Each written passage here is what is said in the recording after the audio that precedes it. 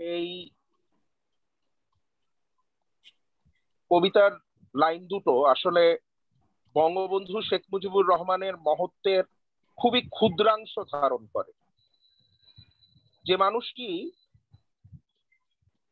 জন্ম না হলে এবং তার মহান কীর্তি যদি আজ আমাদের মাঝে না থাকতো, তাহলে আজকের এই স্বাধীন রাষ্ট্রটির জন্ম হতো না। আজকে হয়তোবা আমাদেরকে বাংলা ভাষায় কথা না বলে উর্দুতে কথা বলতে হতো। আজকে আমি অথবা এখানে আমার যে সম্মানিত সহকর্মীরা রয়েছেন, আমরা আজকে সিভিল সার্ভিসে যোগদান করা তো দূরের কথা, একটি রাষ্ট্রীয় কোনো কাজকর্মেই আমরা হয়তোবা সুযোগ পেতাম না। আজকে হয়তোবা আমাদের শাসন করতো একদল পাঞ্জাবি অথবা সিন্ধি। সেই মানুষটির জন্ম শতবার্ষিকী এবং সেই মানুষটির হাত ধরে আসা মহান স্বাধীনতার সুবর্ণ জয়ন্তী উপলক্ষে ঢাকা কলেজ আয়োজন করেছে বিভিন্ন অনুষ্ঠানমালা। সেই অনুষ্ঠানমালার অংশ হিসেবে আজকের এই সেমিনারটি, যার প্রতিপাদ্য বঙ্গবন্ধু জীবন ও কর্ম। আমাদের সৌভাগ্য যে আমরা এ ব্যাপারে আলোচনা করার জন্য আমাদের মাঝে একজন জীবন্ত কিংবদন্তিকে পেয়েছি, যে মানুষটির হাত ধরে ঢাকা কলেজ সমৃদ্ধির চরম শিখরে আরোহণ করেছে, যে মানুষটি কিছুদিন আগেও ঢাকা কলেজের সর্বোচ্চ পদে আসীন থেকে শতবর্ষীয় এই প্রতিষ্ঠানটিকে দেশের সবচেয়ে খ্যাতিবান একটি প্রতিষ্ঠানে পরিণত করার পিছনে নিরলস শ্রম দিয়েছেন, যিনি এখনো আমাদের অত্যন্ত কাছের মানুষ, সেই প্রফেসর নেহাল আহমেদ স্যারকে, সম্মানিত চেয়ারম্যান মাধ্যমিক ও উচ্চ মাধ্যমিক শিক্ষা বোর্ড ঢাকা। আমাদের মাঝে আজ বিশেষ অতিথি হিসেবে উপস্থিত রয়েছেন ঢাকা কলেজের সুযোগ্য উপাধ্যক্ষ অধ্যাপক এটিএম মইনুল হোসেন স্যার। আজকের অনুষ্ঠানের প্রধান অতিথি যিনি, সেই মানুষটিও একদিকে যেমন বাংলাদেশের পেশাজীবীদের কাণ্ডারি, পাশাপাশি একজন স্বনামধন্য শিক্ষাবিদ, এই ঢাকা কলেজ পরিবারের অত্যন্ত কাছের মানুষ, ঢাকা কলেজের সম্মানিত অধ্যক্ষ অধ্যাপক আইকে সেলিমুল্লাহ খন্দকার স্যার। আমাদের মাঝে আজকে সভাপতিত্ব করছেন ইংরেজি বিভাগের সুযোগ্য চেয়ারম্যান অধ্যাপক পুরঞ্জয় বিশ্বাস স্যার, এবং সেই সাথে আমাদের মাঝে আছেন ইংরেজি বিভাগের সম্মানিত শিক্ষক মন্ডলী।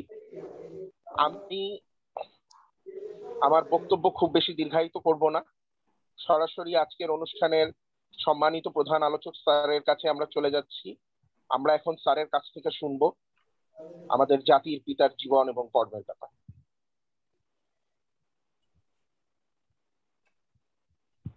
আমি কি শুরু করব? জি স্যার, অবশ্যই। আচ্ছা,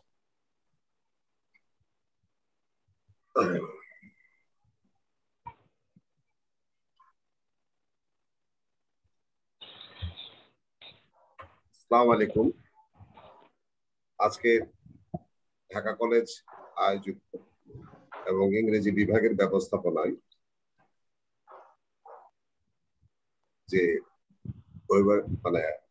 ভার্চুয়াল যে আলোচনা সভার আয়োজন করা হয়েছে, সেখানে আমাকে আলোচনা করার সুযোগ দেওয়ার জন্য আমি সবার প্রতি কৃতজ্ঞতা জানাচ্ছি।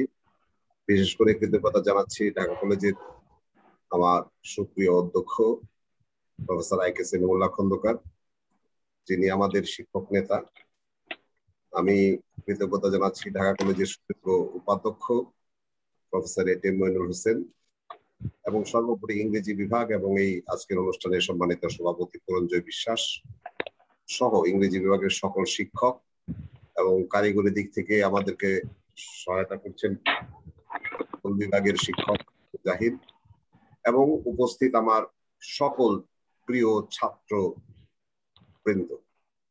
আমার এখানে ছাত্র ছাত্রী বলার সুযোগ নেই, কারণ ঢাকা কলেজ হলো ছাত্রী শুরু। আমি জানি আমার ছাত্ররা খুব খুশি হতো যদি ছাত্রীটা থাকে। যাই হোক, সবাইকে সবার উদ্দেশ্যেই, এবং আমি নিজে খুব গর্ব অনুভব করছি, পাশাপাশি খুব বিব্রত বোধ করছি কারণ যেই আলোচনায় আমাকে ডাকা হয়েছে সেটার জন্য আমি নিজেকে খুব অযোগ্য একজন মানুষ মনে করি। কারণ এটার যোগ্যতা হয়তোবা আমার নেই, কিন্তু আমার ইংরেজি বিভাগ এবং পাশাপাশি ঢাকা কলেজ পরিবার তারা হয়তো আমাকে এতটাই বেশি ভালোবাসেন, ভালোবাসার কাছে যোগ্যতা হারিয়ে গেছে। তারপর আমি আমার সীমিত আলোচনায় চেষ্টা করব কিছু আলোকপাত করার জন্য। বঙ্গবন্ধু তো এক বিশাল বটবৃক্ষ, যাকে ছাড়া আমরা চিন্তাই করতে পারি না আমাদের স্বাধীনতা সংগ্রাম, ভাষা আন্দোলন এবং পাশাপাশি এই যে ধীরে ধীরে হেমেলনের বাসিওয়ালার মতো সমগ্র বাঙালি জাতিকে একটা বিন্দুতে উপনীত করেছে।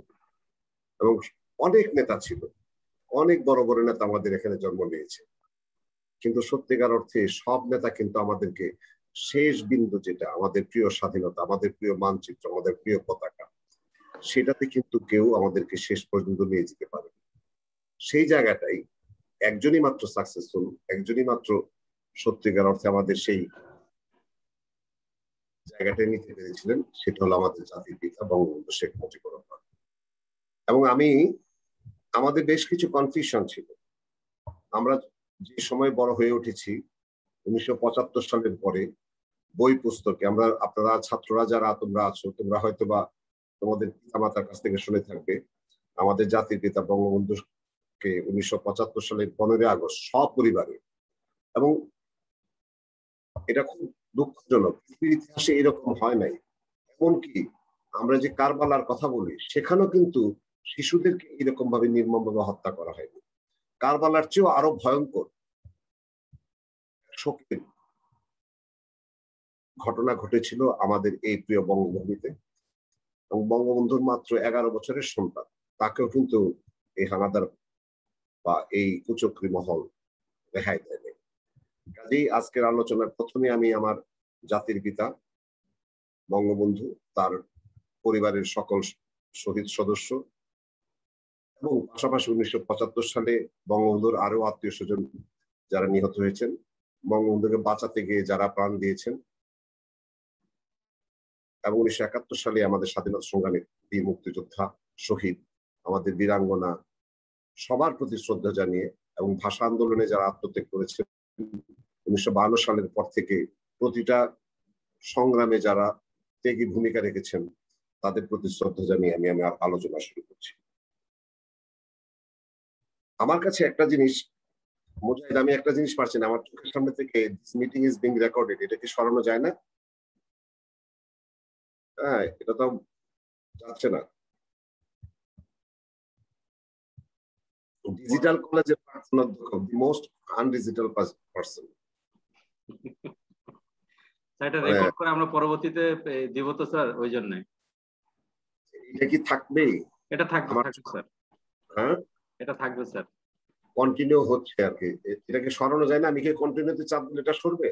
না না, সরবে না স্যার, এটা আপনি করেন স্যার। আচ্ছা ঠিক আছে, আমি কারণ আমার চোখের সামনে বিশাল বড় একটা পর্দা, আমাকে আমি দেখতে পাচ্ছি, সেই কারণেই বলছিলাম। যাই হোক স্যার, কন্টিনিউতে ক্লিক করলে স্যার চলবে স্যার, ওটা কন্টিনিউতে ক্লিক করলে চলে যাবে, ওই একটা বাটনা চলে যাবে। কন্টিনিউতে ক্লিক করলে চলে যাওয়ার কথা তো, এই তো চলে গেল, রাইট। এখন তো ক্লিয়ার। যাই হোক, যে কথা বলছিলাম, আজকের যারা ছাত্র তারা একেবারেই স্বাধীনতার বিশাল ইতিহাসের কাছে একেবারেই শিশু। আমরাও এই প্রজন্মে, আমরা যারা তোমাদের শিক্ষক, আমরাও ছোটবেলায় 1975 পরে ভুল ইতিহাস শিখতে শিখতে বড় হয়েছি। আমাদেরকে বলা হয়েছে বঙ্গবন্ধু শেখ মুজিবুর রহমান জাতির পিতা, জাতির পিতা বঙ্গবন্ধু, এই শব্দগুলি ছিল নিষিদ্ধ। শেখ মুজিবুর রহমানের নাম নেওয়া ছিল নিষিদ্ধ। 1975 সালের পরে উল্টো পথে দেশ চলা শুরু করেছিল। এবং কি অবাক বিস্ময়, বঙ্গবন্ধুকে হত্যা করা হলো, তার পরিবার পরিজনকে হত্যা করা হলো, একজন সাধারণ মানুষও কিন্তু হত্যাকাণ্ডের বিচার পাওয়ার অধিকার আছে। এবং রাষ্ট্রে আইন করে দেওয়া হলো, সংসদে আইন পাশ করা হলো, সামরিক শাসনের আইন বৈধ করে দেওয়া হলো, যেটাকে আমরা অনেকেই জানি ইনডিগনিটি বিল। অর্থাৎ এই হত্যাকাণ্ডের বিচার চাওয়া যাবে না।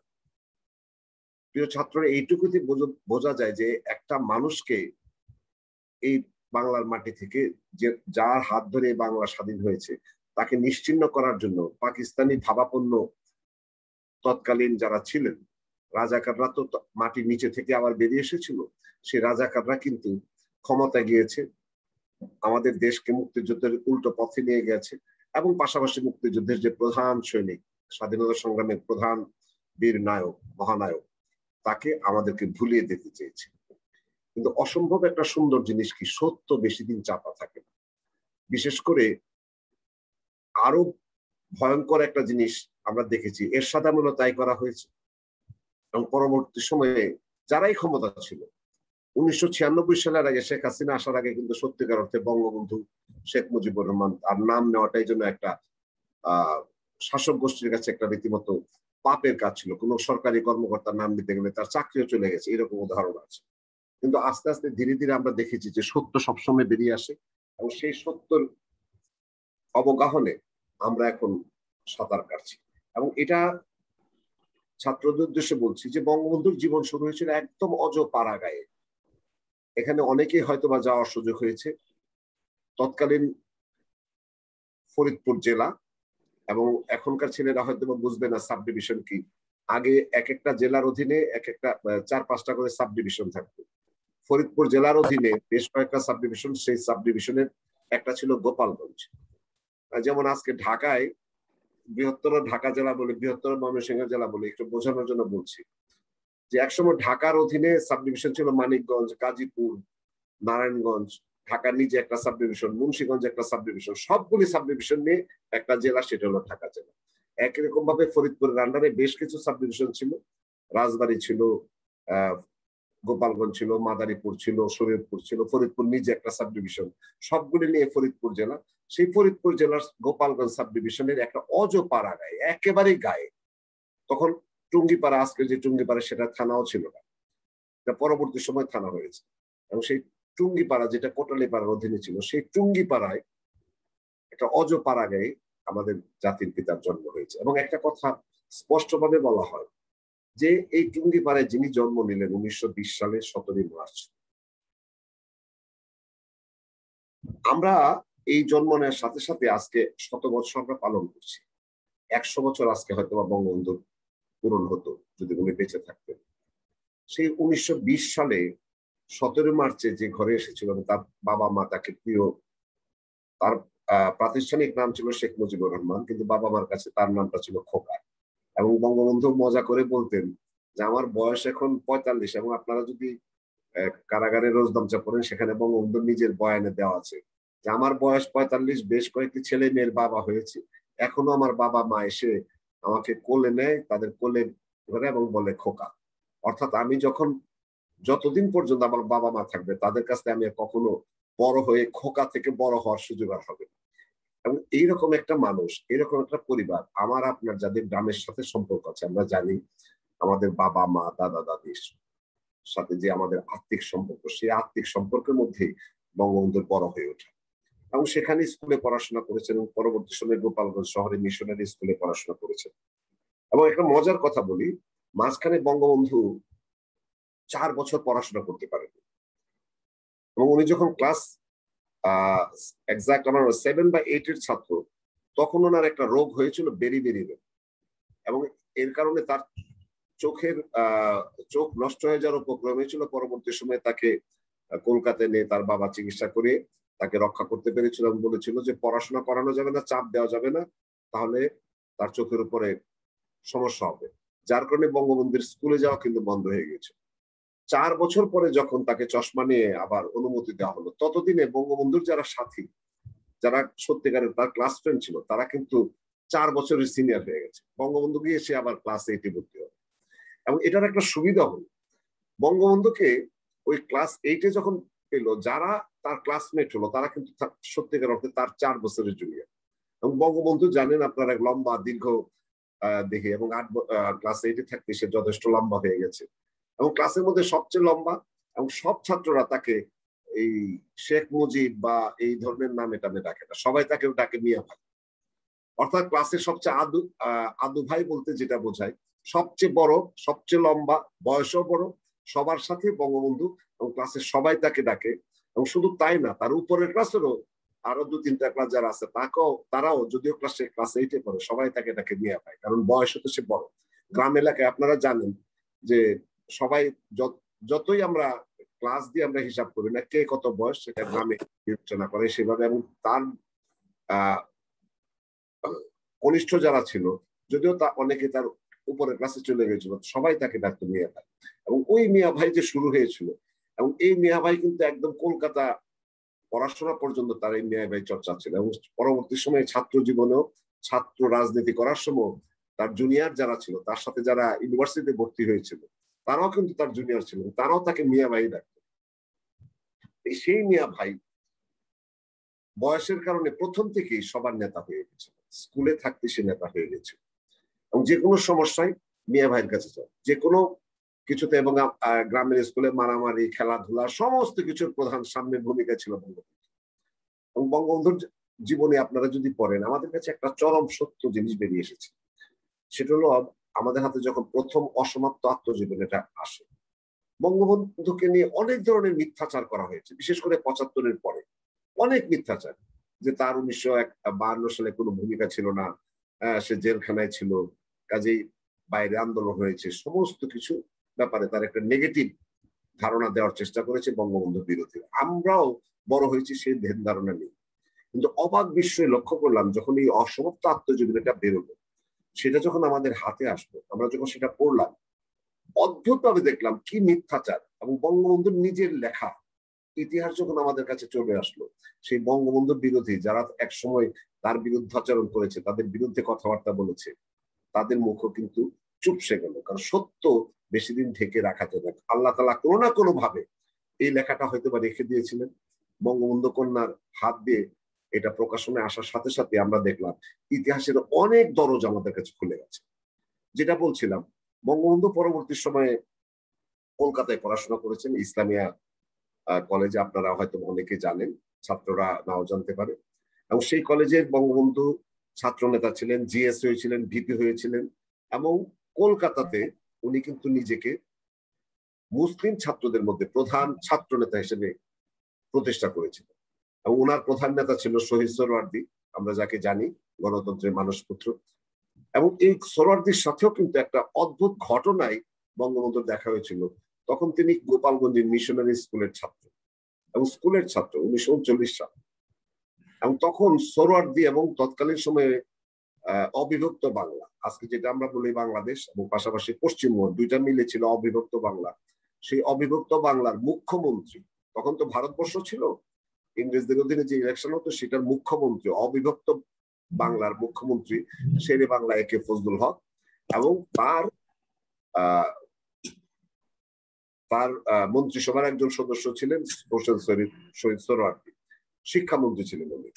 এবং দুইজন এসেছিলেন গোপালগঞ্জে সফর, অর্থাৎ কলকাতা থেকে তারা এসেছেন গোপালগঞ্জের শিক্ষা ব্যবস্থা দেখতে।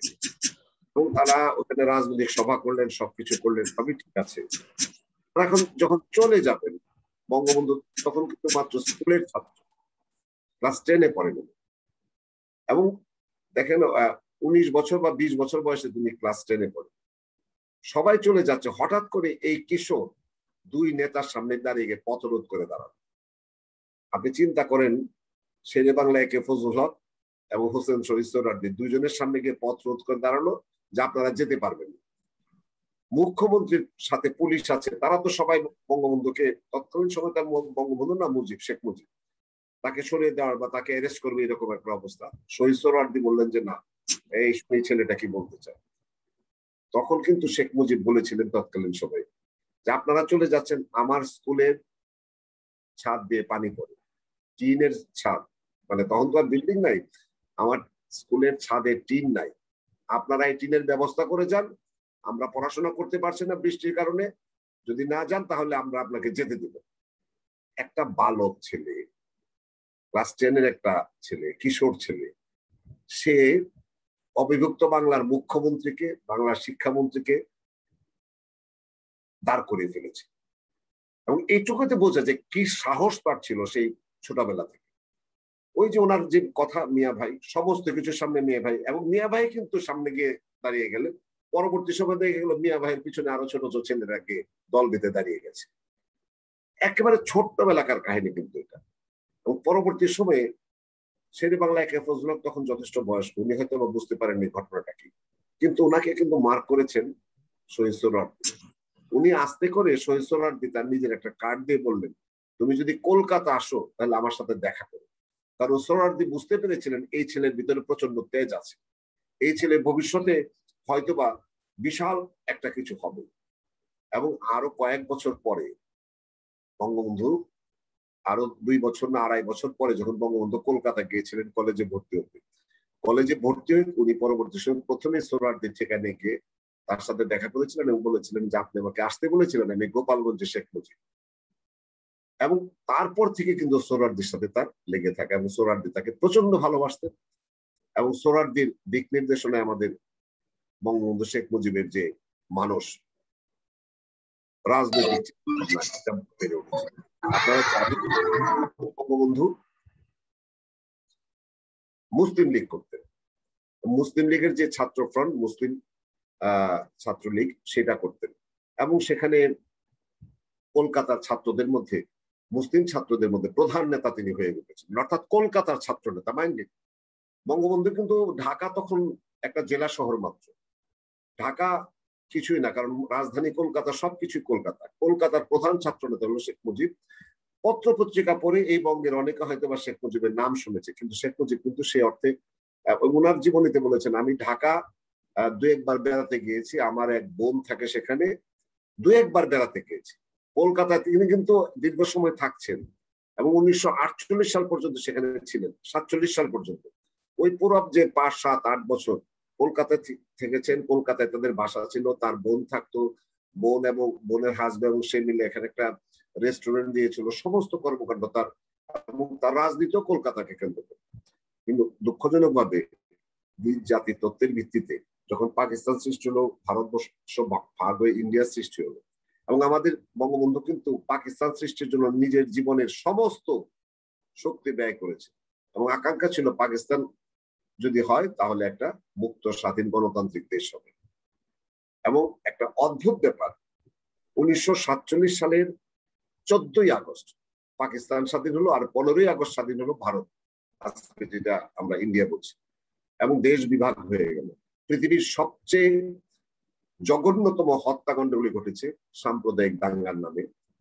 পাকিস্তানের একটা বিশাল মানুষ দলে দলে গিয়েছে, হিন্দু যারা ছিল তারা দলে দলে ইন্ডিয়ার দিকে গিয়েছে, ইন্ডিয়ার একটা বিশাল মানুষ দলে দলে পাকিস্তানের দিকে এসেছে, এবং পথে যে সুবিধা মতো হিন্দুরা মুসলমানকে মেরেছে, মুসলমানরা হিন্দুকে মেরেছে।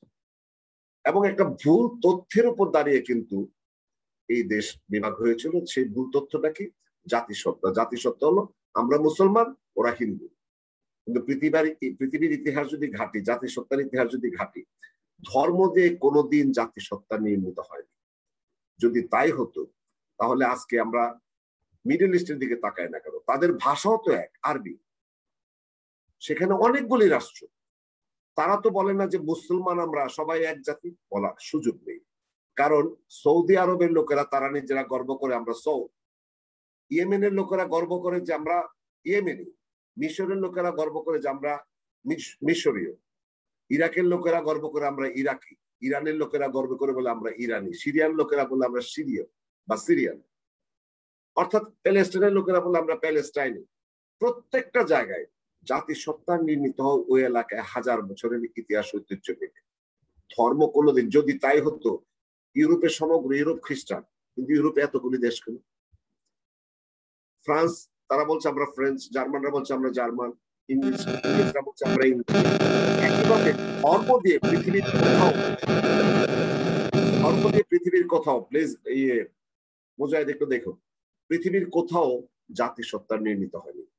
ভারত পাকিস্তান বিভাজনের সময় একটা মিথ্যা, একটা ভুল তথ্য দিয়ে আমাদের সাধারণ মানুষকে, বিশেষ করে শিক্ষা দীক্ষা যারা পিছিয়ে ছিল, তাদের একটা সেন্টিমেন্টকে ব্যবহার করেছে, ধর্মকে ব্যবহার করেছে, এবং একটা ভুল জাতিসত্তার উপর ভিত্তি করে পাকিস্তান এবং ভারত ভাগ হয়েছে।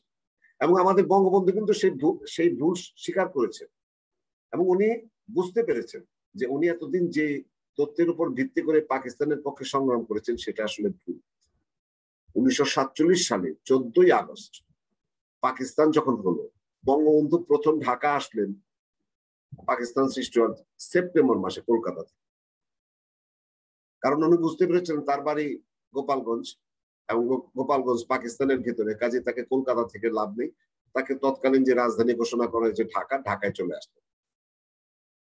এবং ঢাকায় কিন্তু তখন তাকে কেউ চেনে না, উনিও কাউকে চেনেন না। উনি কলকাতা থেকে আসার পরে মুসলিম লীগের একটা অফিস 150 মুঘলটলি অফিস, এই অ্যাড্রেসটা নিয়ে এসেছে এবং সেখানে একজন মানুষ থাকতেন, তার নামটা নিয়ে এসেছে। এবং ওই ভদ্রলোক আসার পরে তার কাছে সদরঘাট থেকে উনি একটা ঘোড়ার গাড়িতে করে ওই অফিসে গেলেন, গিয়ে তার কাছে পরিচয় দিলেন, আমি শেখ মুজিবুর রহমান। ওই ভদ্রলোক শেখ মুজিবুর রহমানের নাম শুনেছে কিন্তু কোনোদিন দেখেন নাই। বলেছে আপনি সেই কলকাতার ছাত্র নেতা মুজিবুর রহমান? যে আমি মুজিবুর রহমান। এবং সেই ভদ্রলোক ছিল আওয়ামী লীগ অফিসের সার্বক্ষণিক প্রহরী। সে তাকে নিয়ে একটা রুমের জায়গা দেয় এবং তার ওইখানেই তার বসবাস শুরু হয়। তখন আওয়ামী লীগ হয় না, মুসলিম লীগ। এবং সেপ্টেম্বর, অক্টোবর, নভেম্বর, ডিসেম্বর 4 মাস, 4 মাসের পরে, এই 4 মাসের ভিতরে কিন্তু একটা জিনিস শুরু হয়ে গেছিল, সংসদে আলাপ আলোচনা শুরু হয়েছে যে রাষ্ট্রভাষা কি করা হবে। পাকিস্তানের নতুন রাষ্ট্রভাষা করা হবে উর্দু। এই কথাটা কিন্তু বঙ্গবন্ধু ছাত্র নেতা হিসাবে বুঝলেন যে এটা তো মারাত্মক ষড়যন্ত্র। পাকিস্তানের সংখ্যাগরিষ্ঠ অংশ হলো বাঙালি, সংখ্যাগরিষ্ঠের ভাষাই তো রাষ্ট্রভাষা হওয়ার কথা। এবং ছাত্ররা হয়তো বা জানো না,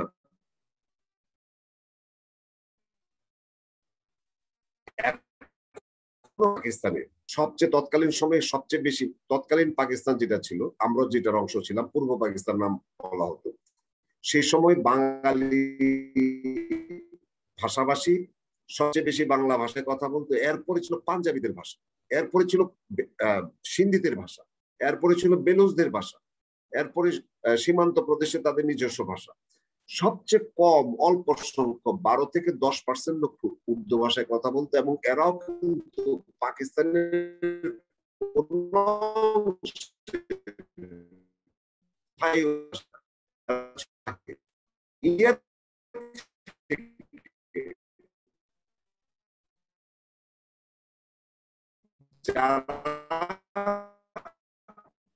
অভিজাত মুসলিম কিছু সাহিত্য ছিল।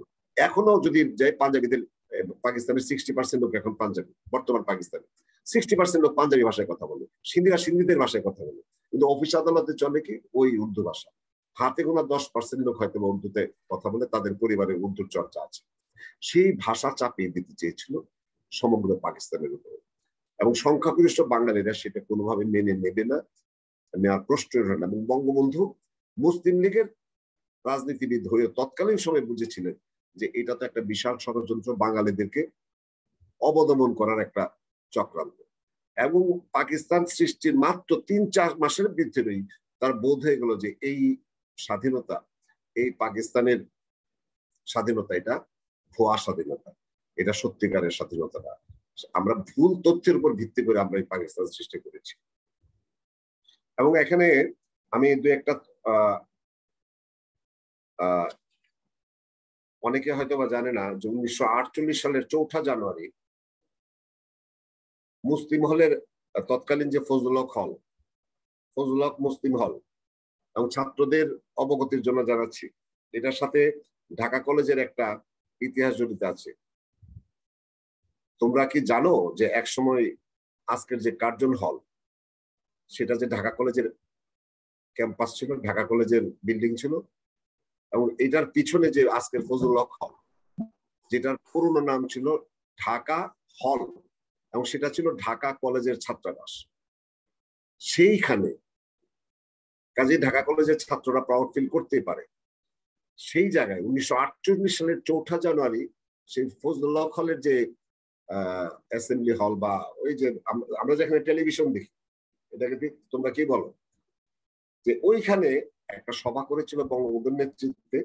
এবং সেখানে আমাদের অনেক পরিচিত তোহা, অলিহাদ, তারপরে আজিজ আহমেদ, মোল্লা জালালউদ্দিন, এই ধরনের অনেক বড় বড় নেতা ছিল, সৈয়দ নজরুল ইসলাম, তৎকালীন আমাদের প্রথম অস্থায়ী রাষ্ট্রপতি, এরা উপস্থিত ছিল। তাদের উপস্থিতিতে বঙ্গবন্ধু বলেছিলেন এবং তখনও কিন্তু তাদের সাথে বঙ্গবন্ধুর পরিচয় সেইভাবে হয়নি, তারা শুধু বঙ্গবন্ধুর নাম শুনেছে, মাত্র ৩-৪ মাসে আর পরিচিতি কতটুকু আসে।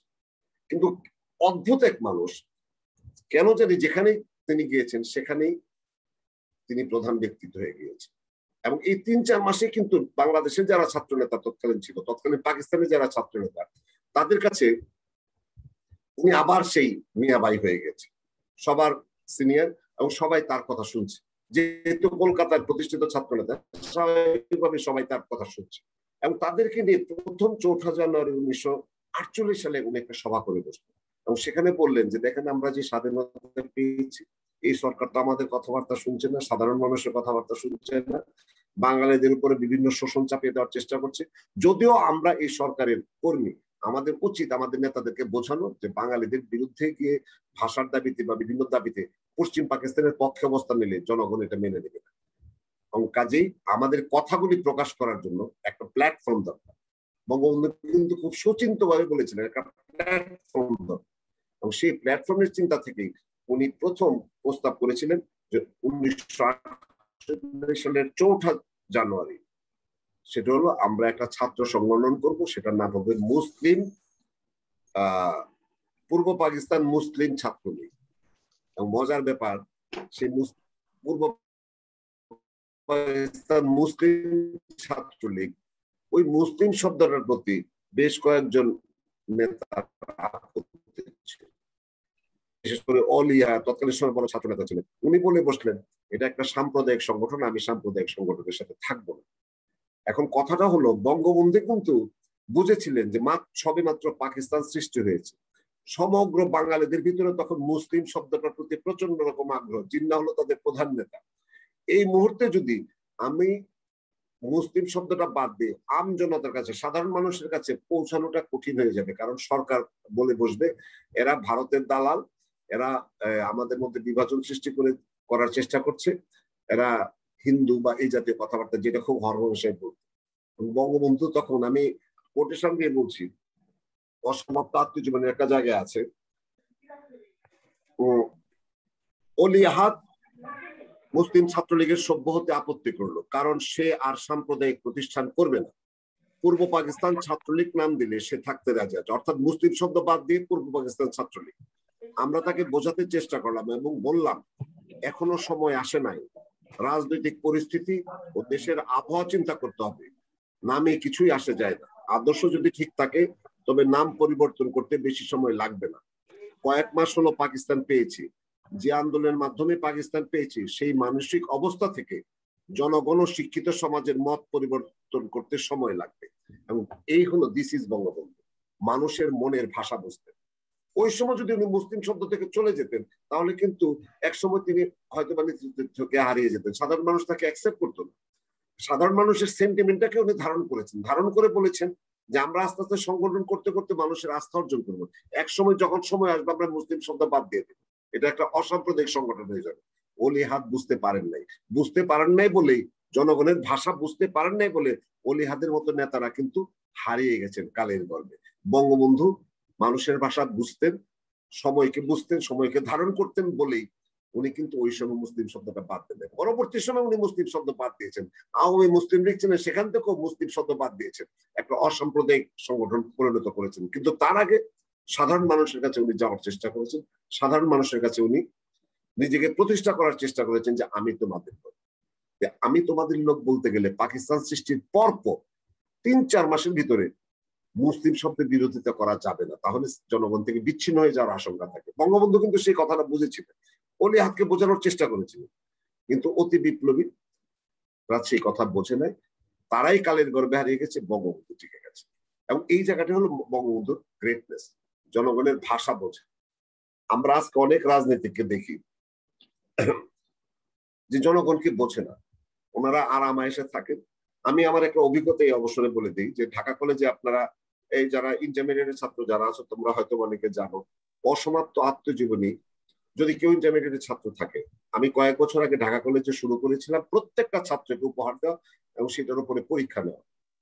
সেটার করতে গিয়ে আমার প্রচন্ড অভিজ্ঞতা, বিশাল বিশাল অভিজ্ঞতা হয়েছে। ছাত্ররা অনেকে কেঁদে ফেলেছে যে বঙ্গবন্ধু এত বড় নেতা, আমরা শুনেছি কিন্তু উনি যে সারা জীবন এত কষ্ট করেছেন, এত জেল খেটেছেন, সেটা আমরা জানতাম না।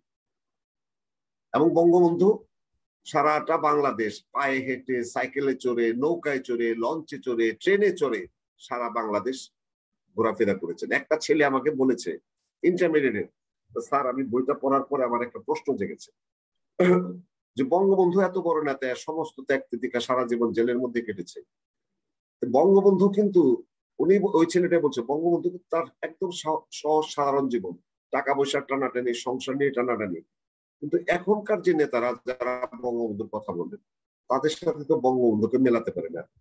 আমি বললাম কেন তোমার মনে এই প্রশ্ন হলো? সে সরাসরি বললো যে স্যার এখন তো দেখি যে যত বড় গাড়ি থেকে সে তত বড় নেতা।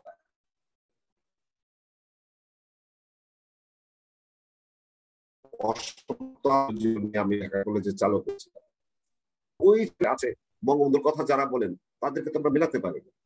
এবং এই কথা বলেছে যে স্যার বড় নেতা তো দূরের কথা, আমাদের যারা ছাত্র নেতা আছে তারাও তো স্যার যথেষ্ট শান শৌকতে চান, আর বঙ্গবন্ধুকে দেখি খাওয়ার টাকা নেই, পয়সা নাই, মানুষে হেঁটে হেঁটে জায়গায় যাচ্ছে, এর সাথে মিলে কোথায়? আমি ছেলেটার দিকে তাকে অবাক বিস্ময়ে তাকিয়েছিলাম। আমি বলেছিলাম যে তোমার মনে যে এই প্রশ্নটা উদয় হয়েছে এর উত্তরও তুমি একদিন নিশ্চয়ই পাবে।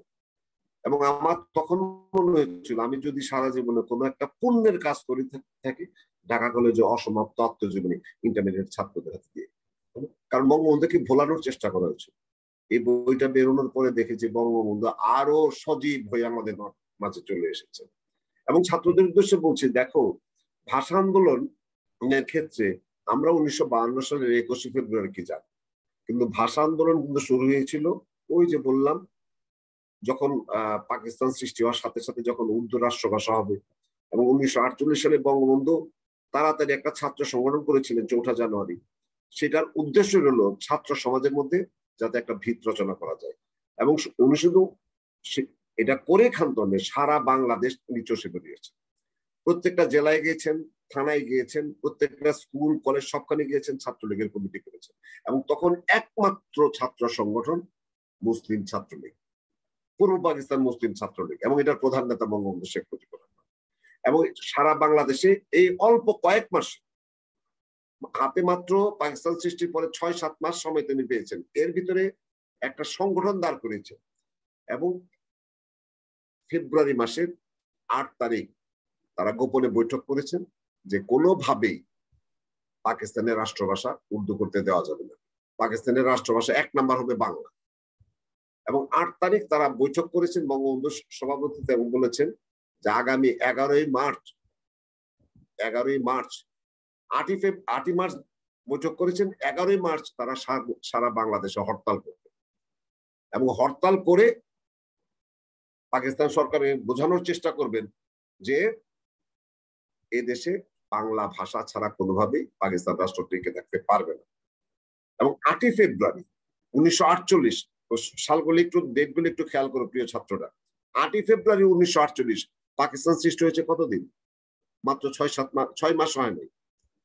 6 মাসের মাথায় 8ই ফেব্রুয়ারি 1948 সালে বঙ্গবন্ধু ভাষা সংগ্রাম পরিষদ নাম দিয়ে একটা সংগ্রাম পরিষদ গঠন করে, এবং সেটার প্রধান নেতা বঙ্গবন্ধু শেখ মুজিবুর রহমান। এবং যেদিন 8ই ফেব্রুয়ারি করলেন এবং ওই দিনে ঘোষণা করলেন আগামী মাসের 11ই মার্চ 1948 সালে পাকিস্তান সৃষ্টির মাত্র 6 মাস পরে পাকিস্তানের প্রথম সারা বাংলাদেশে হরতাল ডেকেছে মুসলিম ছাত্রলীগ। কেন? ভাষার দাবিতে, যে এই অবশ্যই বাংলা ভাষা এই দেশের ভাষাকে অবশ্যই রাষ্ট্রভাষা করতে হবে। কাজে ভাষা আন্দোলন শুরু হয়েছে কিন্তু 1948 সালে। এবং এইটারই পর্যায়ক্রমে 11ই মার্চ সারা বাংলাদেশে হরতাল হয়। এবং বঙ্গবন্ধুর সবচেয়ে বড় সমালোচকদের একজন অলি আহাদ, ওই যার কথা বললাম একটু আগে, অলি আহাদ, উনার লেখাতে আছে যে মুজিব ভাই, মানে উনি তখন বরিশালে ছিলেন, সারা বাংলাদেশে সফর করে যে আমরা 11 তারিখ হরতাল করব, 11 তারিখ আমরা সারা বাংলাদেশ হরতাল ডেকেছি। এবং উনি বরিশালে ছিলেন, সর্বশেষ মিটিং বরিশাল থেকে রাতের বেলায় মিটিং করে রাতের লঞ্চে ঢাকা শহরে আসতেন। অলি আহাদ বলেছে অর্থাৎ 11ই মার্চের আগের রাতে মানে তখন তো বঙ্গবন্ধু না, মুজিব ভাই যদি না আসতো তাহলে 11ই মার্চের হরতাল আমরা করতে পারতাম কিনা সন্ধ্যা। বঙ্গবন্ধু সারা রাত জার্নি করে এসেছেন, সকাল বেলা থেকে পিকেটিং করেছেন, ছাত্রদেরকে নিয়ে সমবেত করেছেন, এবং ঢাকা শহরে মোটামুটি সাকসেসফুল পাকিস্তানের পর প্রথম হরতাল, এবং সারা বাংলাদেশের ছাত্র সমাজ সেই হরতালে সাড়া দিয়েছে এবং বিভিন্ন জায়গায় হরতাল পালিত হয়েছে। পাকিস্তানের প্রথম হরতাল বঙ্গবন্ধুর নেতৃত্বে, এবং ওই দিনই বঙ্গবন্ধু সহ আরো প্রায় 70-75 জনকে পুলিশ অ্যারেস্ট করে পিকেটিং করার কারণে। এবং সেখান থেকে বঙ্গবন্ধু নিজেই বলেছেন আমার উপরও বেশ কিছু উত্তম মধ্যম করিল, মানে পুলিশরা তার উপরও অত্যাচার করলো, এবং অনেককে নিয়ে অনেক দূরে, ঢাকা থেকে অনেক দূরে নিয়ে, গাজীপুর বা জঙ্গল ওইদিকে নিয়ে ছেড়ে দিয়েছে, ঢাকা থেকে 50-60 মাইল দূরে নিয়ে। আর বেশ কয়েকজন 7-8 জনকে জেলখানায় নিয়ে গেছে, এবং সেই জেলখানার 1 নম্বর আসামি যিনি, 1 নম্বর নেতা যিনি, শেখ মুজিবুর রহমান, পাকিস্তান সরকারের প্রথম রাজবন্দী বঙ্গবন্ধু শেখ মুজিবুর রহমান। এর আগে পাকিস্তানের কারাগারে, পাকিস্তান আমলে সৃষ্টি হওয়ার পরে কোন রাজনৈতিক নেতা কারাগারে ঢুকে না। শেখ মুজিবুর রহমান পাকিস্তান সৃষ্টি হওয়ার পরে প্রথম হরতাল করলেন সরকারের সিদ্ধান্তের বিরুদ্ধে, নিজে মুসলিম লীগার হয়েও হরতাল করলেন বাংলার স্বার্থে, এবং প্রথম জেলে গেল। 5 দিন পরে 15 তারিখ তাদেরকে ছেড়ে দেওয়া হয়, 11 তারিখের পরে 4 দিন পরে 15 তারিখ তাদেরকে ছেড়ে দেওয়া হয়। ছেড়ে দেওয়া হয় মানে কি, ওই কোর্ট থেকে তারা জামিন পান, এবং জামিন পাওয়ার সাথে সাথে 19শে মার্চ জিন্না যখন আসবে, জিন্নাকে আবার তারা স্বাগত জানানোর রেডি হয়েছে। জিন্না আসলেন 19শে মার্চ রেসকোর্স ময়দানে জনসভায়, যখন জিন্না আবার ঘোষণা করলেন Urdu shall be the state language of Pakistan, তখন ওই যে ছাত্রদেরকে নিয়ে বঙ্গবন্ধু আগেই প্রস্তুত ছিলেন। জিন্না এরকম ঘোষণা দিলে প্রথম যে প্রতিবাদকারী, সেই তার বঙ্গবন্ধুর নেতৃত্বে 400-500 ছাত্রলীগের নেতা জিন্নার সামনে প্রথম, এবং জিন্নাও হক চোখে গিয়েছিলেন। তার সামনে কেউ, পাকিস্তানের জাতির পিতা তখন তিনি, তার সামনে পাকিস্তানে কেউ প্রতিবাদ করেছে, সরাসরি তার মুখের উপর কথা বলেছে, এই দৃষ্টতা কেউ দেখায়নি। এর একদিন পরেই এই যে ফজলুল হক হল, যেটা কার্জন হলের যে রুম, মানে অডিটোরিয়াম, সেখানে আবার জিন্না বললেন Urdu shall be the only state language of Pakistan. এবং ওই অডিটোরিয়ামের পিছনে বসা কিছু ছাত্র নেতা বঙ্গবন্ধুর নেতৃত্বে, ওই যা তোমরা হয়তো বা শুনেছ, ছাত্ররা নো নো বলে চিৎকার করে উঠলো, সেই নো নো বলে চিৎকার করার ওঠার প্রধান ব্যক্তি ছিল বঙ্গবন্ধু শেখ মুজিবুর রহমান। এবং এই সমস্ত ঘটনাগুলি 1948 সালের মার্চ মাসে ঘটে যায়, অর্থাৎ পাকিস্তান সৃষ্টির 6-7 মাসের ভিতরে। পরবর্তী সময়ে বিভিন্ন আন্দোলনে বঙ্গবন্ধু, তোমরা জানো যে 14 বছরের মতো বঙ্গবন্ধু, পাকিস্তানের বয়স ছিল 23 বছর, আমরা 71 সালে স্বাধীন হওয়ার আগ পর্যন্ত। তার মধ্যে বঙ্গবন্ধু 23 বছরের মতো 14 বছরের মতো জেলখানায় কাটিয়েছে। একটা মানুষ জীবনের শুরু থেকে শুধু জেলে জেলে থাকতে থাকতে পোর খাওয়া মানুষ হয়ে গেছে। সমস্ত বাঙালিদের কাছে সে একজন বিশ্বস্ত, তাকে বিশ্বাস করা যায়, বাঙালিদের বিশ্বাস অর্জন করেছিলেন শেখ মুজিবুর রহমান। বঙ্গবন্ধুর সাথে অনেক নেতার জন্ম হয়েছে, বঙ্গবন্ধুর পূর্বে অনেক নেতার জন্ম হয়েছে। আমি বলি এই মাটি অনেক বীরের জন্ম দিয়েছে। তোমরা ক্ষুদিরামের কথা শুনেছো, তোমরা মাস্টারদা সূর্য সেনের কথা শুনেছো, ত্রৈলোক্যনাথ চক্রবর্তীর কথা শুনেছো, সুভাষ বসুর নাম শুনেছো, তোমরা আরো যদি পিছনে তাকায় নুরুল দিনের নাম শুনে থাকবে, তোমরা তিতুমিরের নাম শুনে থাকবে। সবাই বীর, নিঃসন্দেহে সবাই বীর, সবাই দেশের স্বাধীনতার স্বপ্ন দেখেছেন, স্বাধীনতার জন্য নিজের জীবন উৎসর্গ করেছে। কিন্তু কোন নেতাই আমাদের স্বাধীনতা এনে দিয়ে যেতে পারেনি। তারা স্বপ্ন দেখেছেন, নিজের জীবন বিলিয়ে দিয়েছেন। যার জন্য আমি একটা কথা,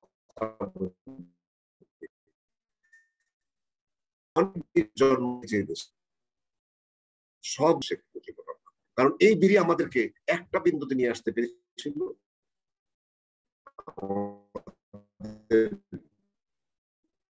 মানচিত্রকে দিতে পেরেছিল, আমাদের দেশকে দিতে পেরেছিল। পরবর্তী সময় বঙ্গবন্ধু বিভিন্ন রাজনৈতিক তৎপরতায় নিজে এগিয়ে গেছেন, এবং বাঙালি মানুষের কাছে তাদের মানুষ হিসাবে বঙ্গবন্ধু নিজেকে পরিচিত করতে পেরেছে।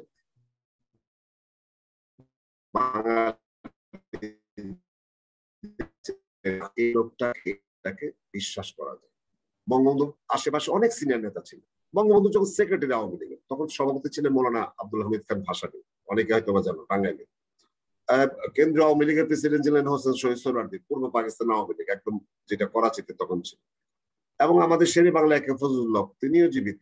সব নেতাকে ছাপিয়ে একজন তরুণ নেতা তরতর করে এগিয়ে যাচ্ছে, মানুষের সমর্থন পাচ্ছে। এবং পরবর্তী সময়ে আওয়ামী লীগ কিন্তু দ্বিধা বিভক্ত হয়েছে, সেটা 1957 সালে। তার আগে আওয়ামী লীগের নাম থেকে আওয়ামী মুসলিম লীগ নাম ছিল 1956 সালে। মুসলিম শব্দটা ততদিনে কেটে দিয়ে শুধুমাত্র আওয়ামী লীগ হয়ে গেল। তখন হিন্দু, মুসলিম, বৌদ্ধ, খ্রিস্টান সবাই বুঝলো যে এটা একটা অসাম্প্রদায়িক সংগঠন। ততদিনে শেখ মুজিব, মৌলানা ভাসানী এরা প্রতিষ্ঠিত নেতা, সমগ্র বাঙালি জাতি একসাথে এটার পতাকা তুলে এসে হাজির হয়েছিল। দুঃখজনক হলো সত্য, 1957 সালে সে আওয়ামী লীগ দ্বিধা বিভক্ত হয়ে গেছিল। ভাসানীর নেতৃত্বে ন্যাশনাল আওয়ামী পার্টি এবং শেখ মুজিবের নেতৃত্বে আওয়ামী লীগ। এবং এই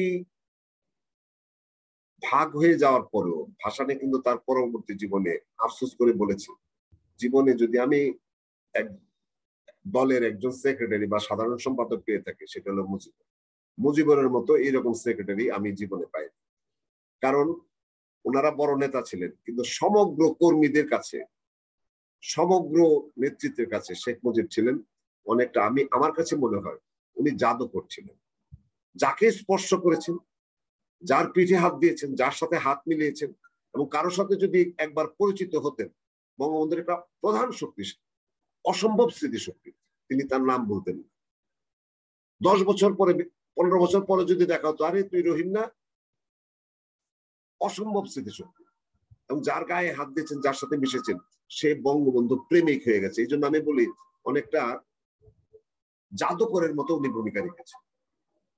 আমার কিছু অবাক লাগে, আমরা বিশ্ব অবাক হয়ে যায়, একটা মানুষ এরকম ভাবে কিভাবে মানুষকে উদ্বুদ্ধ করতে পারেন, কিভাবে মানুষ তার পিছনে ছুটে বেরিয়েছে।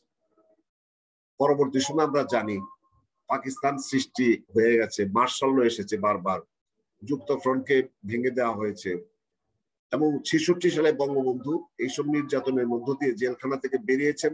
একবার বেরিয়েছেন এক জেলখানা থেকে, ওই জেলখানা থেকে বেরিয়ে 2-1টা সভা করেছেন, আবার অ্যারেস্ট হয়েছেন, আবার আর একটা জেলখানায় গিয়েছেন, জেলখানা থেকে বেরোনোর সাথে সাথে জেল মুক্তি পেয়েছেন, জেলখানার গেটে আবার আরেকটা মামলায় তাকে গ্রেফতার করা হয়েছে। এবং 62, 63, 64, 65, 66 এই সময় শুধু বঙ্গবন্ধু গ্রেফতার হচ্ছেন, জেলখানায় যাচ্ছেন, বের হচ্ছেন, আবার যাচ্ছেন, আবার যাচ্ছেন, আবার যাচ্ছেন। এতে সাধারণ মানুষের কাছে বঙ্গবন্ধুর সম্পর্কে যে এই ছেলেটা একমাত্র লোক ছেলে যে কিনা আপোষ করে না, বাঙালিদের স্বার্থে সে নিজে কখনো আপোষ করে।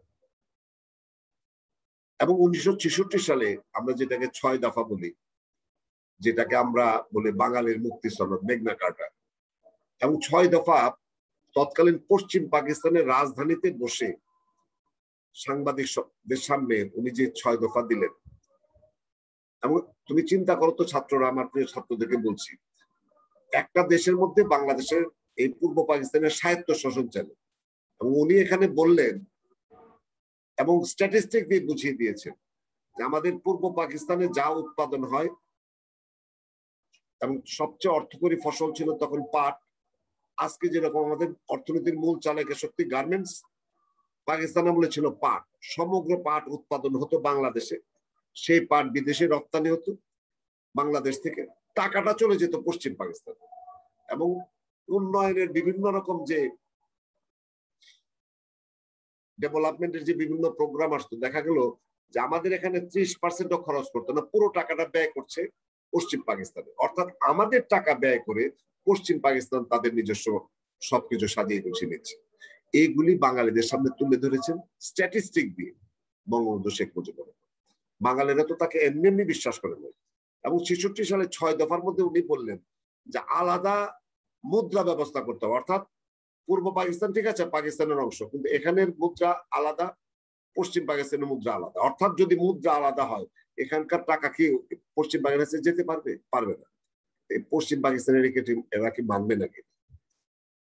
এরপর আরেকটা বলেছিলেন যে আমাদের আধা সামরিক বাহিনী থাকবে এবং এটা আমরাই নিয়োগ দেব, কারণ আমাদের সেনাবাহিনী তৎকালীন পশ্চিম পাকিস্তানের যে সেনাবাহিনী, সেই সেনাবাহিনী বাংলাদেশে বাঙালিদের অংশগ্রহণ ছিল খুব কম, 15%।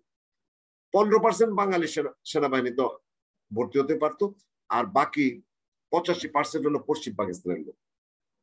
এইটাও বলেছে যে আমরা আমাদের নিরাপত্তা বাহিনী তৈরি করব, আমরা আমাদের নিজস্ব কারেন্সি আমরা তৈরি করব, আমরা এখান থেকে যা রপ্তানি করবো সেই টাকা পুরোপুরি আমাদের এখানে আসতে হবে, আমরা আমাদের অর্থনীতি ঠিক করবো। এইগুলি যে লোক বলে তাকে কি পশ্চিম পাকিস্তানের সহজে মেনে নেবে? সোজাসুজি তাকে বলে দিল তুমি রাষ্ট্রদ্রোহী, তুমি পাকিস্তান ভাঙতে চাচ্ছ, রাষ্ট্র ভাঙতে চাচ্ছ। এবং ওই 6 দফা নিয়ে মজার একটা কাহিনী বলি। তৎকালীন ন্যাপের সভাপতি ছিলেন, ন্যাপও পরবর্তী সময়ে অর্থাৎ ভাসানী সাহেব যে আওয়ামী লীগ ভাগ হয়ে ন্যাপ হয়েছিল সেটা আবার 2 ভাগ হয়ে গিয়েছিল, একটা মুজাফফর ন্যাপ আর একটা ভাসানী ন্যাপ। সেই মুজাফফর ন্যাপের প্রধান অধ্যাপক মুজাফফর আহমেদ আমাদের বঙ্গবন্ধুকে একবার জিজ্ঞেস করছেন 66 সালে যে মুজিব ভাই আপনি যে 6 দফা দিলেন এটা কি পাকিস্তানিরা মানবে? এটা তো মানবে না। তখন বঙ্গবন্ধু বলেছিলেন আরে মুজাফফর কিসের 6 দফা, আমার তো দফা একটা। মুজাফফর আহমদ দফা একটা দিয়েছেন তো 6টা, আরে ঘোড়ার ডিমের 6 দফা, এটা তো দেওয়ার জন্য দেওয়া, আমার দফা একটাই, সেটা হলো স্বাধীনতা। এগুলি আমার দেওয়া। এখন এই মুহূর্তে যদি বলি আমি পাকিস্তানকে ভেঙে পূর্ব পাকিস্তানকে আলাদা করে নতুন বাংলাদেশ করতে চাই তাহলে তো আমাকে নিয়ে ফাঁসি নেবে। আগে জনগণকে প্রস্তুত করে দফা আমার একটা, সেটা হলো স্বাধীনতা। এগুলি আমাদের আন্দোলনের জন্য আমাকে দিতে হয়েছে এবং এটাই পাকিস্তানিরা মানবে না। বাংলাদেশেরা দেখো, বাঙালিরা দেখো, তাদের ন্যায্য দাবিগুলি পাকিস্তানিরা মানছে এবং এইগুলির রাজনৈতিক কৌশল। এবং বঙ্গবন্ধু কিন্তু এই 6 দফার মাধ্যমে বাঙালিদের যে আমরা যেটাকে বলি ম্যাগনা কার্টা, বাঙালিদের মুক্তি সনদ, সেটা দিয়েছিলেন, সমগ্র বাঙালির হৃদয়ে অবস্থান নিয়ে দিয়েছিলেন। এবং 69 সালে আমরা জানি বঙ্গবন্ধুর বিচার হচ্ছিল আগরতলা ষড়যন্ত্র মামলা নাম দিয়ে, এবং সেখানে বঙ্গবন্ধুকে ফাঁসি দেওয়া হবে। এবং সেই ফাঁসির আগে শেষ পর্যন্ত সারা দেশে সমগ্র বাঙালিরা আন্দোলন করে বঙ্গবন্ধুকে, আমরা জানি 69-এর গণঅভ্যুত্থানের কথা শুনেছি, বঙ্গবন্ধুকে ছাড়িয়ে এনেছিল। 69-এ বঙ্গবন্ধুকে ছাড়িয়ে এনেছিল এবং ছাড়িয়ে আনার পরেই পল্টন ময়দানে এক বিশাল জনসভায় আজকের যে আওয়ামী লীগের নেতা তোফায়েল আহমেদ, তখন তিনি ছাত্র সংগ্রাম পরিষদের প্রধান, ঢাকা বিশ্ববিদ্যালয়ের বিভিন্ন ছাত্র সংগঠন মিলে যে ছাত্র সংগ্রাম পরিষদ, এবং সেই ছাত্র সংগ্রাম পরিষদের আহ্বায়ক হিসেবে তখন তিনি আবার ডাকসুর ভিপি ছিলেন তোফায়েল আহমেদ। তিনি প্রথম এই হাজার হাজার লক্ষ মানুষের সামনে বলেছিলেন যে হে নেতা, তুমি তোমার জীবন দিয়েছো, জীবন যৌবন সবকিছু কারাগারে বিসর্জন করেছো, আমাদের কথা চিন্তা করতে তুমি সংসার করতে পারো নাই, পরিবারের সাথে তুমি নাই, তোমার ত্যাগ তিতিক্ষায় আমরা কিছুই দিতে পারিনি। আজকে এই বিশাল লাখো মানুষের সামনে আমরা তোমাকে একটা উপাধি দিতে চাই, সেটা হলো বঙ্গবন্ধু। সেটা 1969 সালে তোফায়েল আহমেদের কণ্ঠে ধ্বনি হয়েছিল বঙ্গবন্ধু। এবং এই প্রক্রিয়ায় শেখ মুজিবুর রহমান কিন্তু আর শেখ মুজিবুর থাকেন নাই, এবং যারা মুজিব ভাইকে ভালোবাসতেন তারা মুজিব ভাইও বলতেন না, বলতেন বঙ্গবন্ধু। এবং তখন থেকে বঙ্গবন্ধু। এবং 1970-এর নির্বাচনে এবং বঙ্গবন্ধু জানতেন জনগণের জন্য যদি ত্যাগ তিতিক্ষা করা যায় জনগণ অবশ্যই তার প্রতিদান দেবে। বঙ্গবন্ধু তার একটা লেখায় বলেছেন, তুমি যদি জনগণকে সত্যিকার অর্থে ভালোবাসো এবং জনগণ যদি এটা বুঝতে পারে তুমি ভালোবাসো, সে তার সর্বস্ব তোমার জন্য দিয়ে দেবে। এবং বিভিন্ন আপনারা যারা পড়েছেন তো জানি, বিশেষ করে আমি আমার ছাত্রদের উদ্দেশ্যে বলবো, তোমরা দয়া করে অসমাপ্ত আত্মজীবনীটা পড়ো, পড়লে বুঝতে পারবে যে কি মাপের নেতা আমরা পেয়েছিলাম, কিন্তু আমরা তাকে ধরে রাখতে পারিনি। 1970-এর নির্বাচনে আওয়ামী লীগ অংশ নিয়েছে, অনেক মেয়ে ভাষা নিয়ে এরা কিন্তু অংশ নেয় নাই। তারা বলেছে যে নির্বাচনে লাথি মারো, পূর্ব পাকিস্তান স্বাধীন করো। বঙ্গবন্ধু বলেছিলেন স্বাধীনতার কথা আমি আপনি বলার কে, যতক্ষণ পর্যন্ত না জনগণের কাছ থেকে ম্যান্ডেট আমি না পাই। 1970-এর নির্বাচনের কারণে বঙ্গবন্ধু অংশ নিয়েছিলেন এবং আমরা জানি পূর্ব পাকিস্তানে 169টা সিটের 167টা সিট আওয়ামী লীগ পেয়েছিল। যখনই আওয়ামী লীগ এত বড় সংখ্যায় সিট পেল তখন তো জনগণের ম্যান্ডেট পেয়ে গেল, তখন বঙ্গবন্ধু যা বলেন সেটা জনগণের কথা হয়ে যায়, জনগণের পক্ষের কথা, মানে he deserves the right to speak in favour of the people. জনগণের কাছে জনগণের মুখপাত্র হয়ে গেল সে। এবং তখন পাকিস্তানিরা কিন্তু তাকে অস্বীকার করার কোনো পথ থাকলো না এবং সারা বিশ্বে বাঙালিদের নেতাকে শেখ মুজিবুর রহমান। কিভাবে নেতা? তাদের ম্যান্ডেট নিয়ে এসেছেন, জনগণের ভোটে নির্বাচিত হয়ে ম্যান্ডেট নিয়ে এসেছেন, এবং ওনারই পাকিস্তানের প্রধানমন্ত্রী হওয়ার কথা। এবং বঙ্গবন্ধু জানতেন পাকিস্তান, পশ্চিম পাকিস্তানের কখনো তাকে কোনো বাঙালিকে, নির্বাচিত বাঙালিকে পাকিস্তানের প্রধানমন্ত্রী দেবেন না। যার জন্য আমরা দেখি 1970-এর পরে 71 সালের 7ই মার্চের পূর্বে যে বিভিন্ন ঘটনার পরিক্রমায় বঙ্গবন্ধু বিভিন্ন জায়গায় মন্তব্য করেছেন, তোরা কি পাগল হয়েছ আমার প্রধানমন্ত্রী বানাবে পশ্চিম পাকিস্তানিরা? কখনই বানাবে না। এবং তার যে ছাত্র নেতারা ছিল তাদেরকে বলেছে তোরা তৈরি হোক, তাদের সাথে আমরা আলোচনা করব। আমি যদি আজকে ঘোষণা করি বাংলাদেশ স্বাধীন, তাহলে সারা বিশ্বে আমাদেরকে পাকিস্তানিরা উঠে পড়ে লাগবে। তৎকালীন আমেরিকা ছিল পাকিস্তানের পক্ষে, তারা উঠে পড়ে লাগবে। ওই হলো শেখ মুজিব বিচ্ছিন্নতাবাদী নেতা, যার জন্য বঙ্গবন্ধু ওয়েট করেছেন, বারবার ওয়েট করেছেন। এবং পাকিস্তানিরা যখন আক্রমণ করেছেন তখন কিন্তু শেষ মুহূর্তে আনুষ্ঠানিক স্বীকৃতি, আনুষ্ঠানিকভাবে বিবৃতি দিয়েছেন 26শে মার্চ, অর্থাৎ 25শে মার্চ রাতে যখন আক্রমণ হয়েছে 25 মার্চ, এবং তার ভাষণটা প্রচারিত হয়েছে 12টার পরে। তৎকালীন সময় আমরা জানি যে রেডিওতে তো দেওয়া সম্ভব হয় না, তখন ওয়্যারলেস এর মাধ্যমে সারা বাংলাদেশে ইপিআর এর ওয়্যারলেস, আজকে যেটা আমরা বলি বিডিআর তো না, এখন বিজিবি, সে বিজিবির ওয়্যারলেস এর মাধ্যমে সারা বাংলাদেশের কানায় কানায় যেখানে আওয়ামী লীগের নেতা ছিল, এরা ছিল, তাদের মাধ্যমে প্রচার করে দিয়েছেন, বঙ্গবন্ধু স্বাধীনতার ঘোষণা দিয়েছেন। সেটা আনুষ্ঠানিকভাবে 25শে মার্চ দিবাগত রাত 12টার পরে যেহেতু প্রচারিত হয়েছে, এই জন্য আমরা প্রচার করি 26শে মার্চ হলো আমাদের স্বাধীনতা দিবস। কিন্তু তারও আগে 7ই মার্চ কিন্তু বঙ্গবন্ধু সেই দিক নির্দেশনা দিয়ে দিয়েছে। বঙ্গবন্ধু 7ই মার্চের ভাষণে কিন্তু আমার স্পষ্ট, সে কি বলছে যে এবারের সংগ্রাম স্বাধীনতার সংগ্রাম, এবং আমাদের বলছে যে পশ্চিম পাকিস্তানিদের সাথে বা তাদের আর্মিদের সাথে কিভাবে যুদ্ধ করতে হবে। বঙ্গবন্ধুর ভাষণে কিন্তু আছে, আমরা তাদেরকে ভাতে মারবো, পানিতে মারবো। স্পষ্ট কথা, ভাতে পানিতে কিভাবে কারা মারে, গেরিলা যুদ্ধের মাধ্যমে। বঙ্গবন্ধুর কিন্তু পুরোপুরি সবকিছু তৈরি ছিল, এবং তার নেতাদেরকে বলে দিয়েছে আমাকে যদি হত্যা করে বা আমাকে যদি ধরেও ফেলে, আমাকে যদি বন্দি করে, তোমরা কলকাতায় যাবা এমন জায়গায়, এবং কার কার সাথে যোগাযোগ, কোন বাড়িতে তোমরা কি অবস্থান করো, সমস্ত কিছু বঙ্গবন্ধু তাদেরকে আগেই বলে দিয়েছিল। তার প্রস্তুতি আগে থেকে ছিল, এবং উনি জানতেন পাকিস্তানিরা কখনো তাকে প্রধানমন্ত্রী মানবেন না বলেই সে বলেছিল যে আমাকে যদি না পায় পাকিস্তানের সারা বাংলা আগুন ছারখার করে, তার চেয়ে আমাকে ধরুক, আমাকে মেরে ফেলুক, আমাকে শাস্তি দিক, কিন্তু তোমরা স্বাধীনতা যুদ্ধ চালিয়ে যাবে। এবং বঙ্গবন্ধুর ওই যে বলি অঙ্গুলি হেলন, 7ই মার্চের অঙ্গুলি হেলন, সমগ্র জাতি, বঙ্গবন্ধু বলেছে তোমরা দাঁড়াও, দাঁড়িয়েছে, তোমরা বসেছে, এক সুরে গান গেয়েছে। বঙ্গবন্ধু যে সুরে কথা বলেছে সমগ্র বাঙালি জাতিকে এক বিন্দুতে নিয়ে এসেছে, দীর্ঘদিনের পরিশ্রম, দীর্ঘদিনের ত্যাগ, তিতিক্ষা, সংগ্রামের মধ্যে। এই হলো আমাদের বঙ্গবন্ধু। সেই বঙ্গবন্ধুকে কিন্তু আমরা 75-এর পরে আর বাঁচতে দিইনি, কারণ ষড়যন্ত্রকারী ছিল, বঙ্গবন্ধুর পাশেই ষড়যন্ত্রকারী ছিল। খন্দকার মোশতাক থেকে শুরু করে আওয়ামী লীগের অনেক নেতা ছিল তৎকালীন, যারা পাকিস্তানিদের সাথে এই যুদ্ধের সময়ও কনফেডারেশন বা আড়ালে চুক্তি করে যুদ্ধ বন্ধ করতে চেয়েছিল। সেই সময় আমাদের সুযোগ্য প্রধানমন্ত্রী তাজউদ্দিন আহমেদের বুদ্ধিমত্তার কারণে তারা পেরে ওঠেনি, এবং বঙ্গবন্ধুকে সময় সুযোগ মতো তারা যখন সুযোগ পেয়েছে তারা হত্যা করেছে পরিবার। এবং এটা তো সত্যি কথাই বলা হয়, মাত্র 3 বছর, 3.5 বছরের মতো বঙ্গবন্ধু আমাদের শাসন করার সুযোগ পেয়েছিল। আজকে ছাত্রদের উদ্দেশ্যে বলছি, দেখো বঙ্গবন্ধু কিরকম মানুষ ছিল, তার কিরকম সুদূর প্রদর্শনের চিন্তা ছিল। 23 বছর, পাকিস্তানের 23 বছরে একটা সংবিধান দিতে পারেনি পাকিস্তান, আর ভারতবর্ষ পাশাপাশি স্বাধীন হয়েছে। তারা কিন্তু সংবিধান 1947-এ স্বাধীন হওয়ার পরে 1950 সালের ভিতরে তারা সংবিধান করেছে, এবং নিয়মিতভাবে ইলেকশন চর্চার মধ্য দিয়ে একটা গণতান্ত্রিক ভারত সৃষ্টি হয়ে গেল। আর পাকিস্তান 23 বছরে কোনো সংবিধানই দিতে পারেনি। বঙ্গবন্ধু 1971 সালের যুদ্ধের পরে যখন 16 ডিসেম্বর স্বাধীন হলো, বঙ্গবন্ধু দেশে ফিরলেন পাকিস্তানের কারাগার থেকে 10 জানুয়ারি। 1972 সালের পরে 16 ডিসেম্বর, অর্থাৎ প্রথম স্বাধীনতা সংগ্রামের প্রথম বিজয় দিবসের আগে বঙ্গবন্ধু এই সারা বাঙালি জাতিকে আজকের আমাদের আধুনিকতম সবচেয়ে সুন্দর একটা সংবিধান, পৃথিবীর শ্রেষ্ঠ অন্যতম সংবিধান, মানুষের অধিকার সমৃদ্ধ সংবিধান উপহার দিলেন মাত্র 1 বছরে। বঙ্গবন্ধু জানতেন যদি আমি সংবিধানটা না দিতে পারি, বিভিন্ন কুচক্রী মহল সময় সুযোগ মতো কখনো আর্মির সাহায্য নিয়ে, কখনো বিদেশি সহায়তা নিয়ে ক্ষমতা কুক্ষিগত করার চেষ্টা করবে।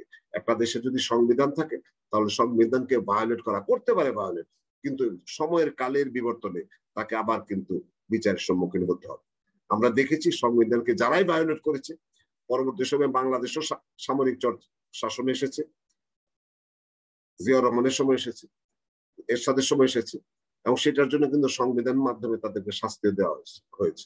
সংবিধান লঙ্ঘনকারী হিসেবে তাদেরকে আজকে আদালত থেকে রায় দেওয়া হয়েছে। এই যে কর্মকাণ্ডগুলো, এই যে সুদূর প্রসারী চিন্তা, এই চিন্তা থেকে কিন্তু 1 বছরের মাথায় বঙ্গবন্ধু আমাদেরকে একটা অনিন্দ সুন্দর সংবিধান উপহার দিয়েছিলেন। বঙ্গবন্ধুর ভাবনাগুলি দেখো, শিক্ষার উন্নয়ন করবে কে? শিক্ষা সচিব করেছিলেন প্রফেসর কবির চৌধুরী, একজন অধ্যাপক। আজকে কারা হয় শিক্ষা সচিব? আমলারা হয়। একজন স্বাস্থ্য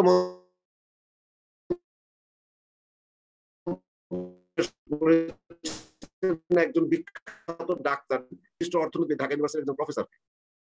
অর্থাৎ যে যে লাইনের জন্য যুক্ত তাদেরকে তিনি কিন্তু দিয়ে যাত্রা শুরু করেছিলেন। পার্থক্যটা হলো বঙ্গবন্ধু যে পথ চলা সেটাকে আমরা শেষ পর্যন্ত নিয়ে যেতে পারিনি। 75-এর পর থেকে আমাদেরকে পাকিস্তানের বিরুদ্ধে যে অসাম্প্রদায়িকতার বিরুদ্ধে বাংলাদেশ সৃষ্টির জন্য বঙ্গবন্ধু লড়েছেন, অসাম্প্রদায়িকতার জন্য লড়েছেন, আবার বাংলাদেশকে সাম্প্রদায়িক করার চেষ্টা করেছে, এবং বঙ্গবন্ধু বিরোধীরাই করেছে, পাকিস্তান প্রেমীরা করেছে। এবং চিরকাল বঙ্গবন্ধু যখনই বঙ্গবন্ধুর একটা বিখ্যাত কথা আছে যে আমরা যখনই কোন আন্দোলন করেছি পাকিস্তানের শাসক গোষ্ঠী, যখন আমরা জনগণের কথা বলতে চেয়েছি, তখনই একটা চিরকালীন একটা গেল, এরা ভারতের দালাল, এরা পাকিস্তানের শত্রু, এরা মুসলমান না, পাকিস্তান মুসলমানদের দেশ, মুসলমানদের দেশকে নষ্ট করে দিচ্ছে। এই কমন গালি কিন্তু এখন পর্যন্ত চলে। বঙ্গবন্ধু যখন প্রথম ইলেকশন করেছিলেন, যুক্ত ফ্রন্টের ইলেকশন 1954 সালে, তখনও বঙ্গবন্ধুর বিরুদ্ধে ওই এলাকার, বঙ্গবন্ধুর ভাষণে আছে, এই অসমাপ্ত আত্মজীবনে আছে, ওই এলাকার সমস্ত মৌলানারা, সমস্ত পীর সাহেবরা, শর্ষিনার পীর থেকে শুরু করে যত আশেপাশের যত পীর আছে, সব পীররা দল বেঁধে বঙ্গবন্ধুর বিরুদ্ধে নেমেছিলেন এবং বলেছিলেন শেখ মুজিব পাকিস্তানের শত্রু, ইসলাম ধর্ম গেল, পাকিস্তান মানে তো ইসলাম না।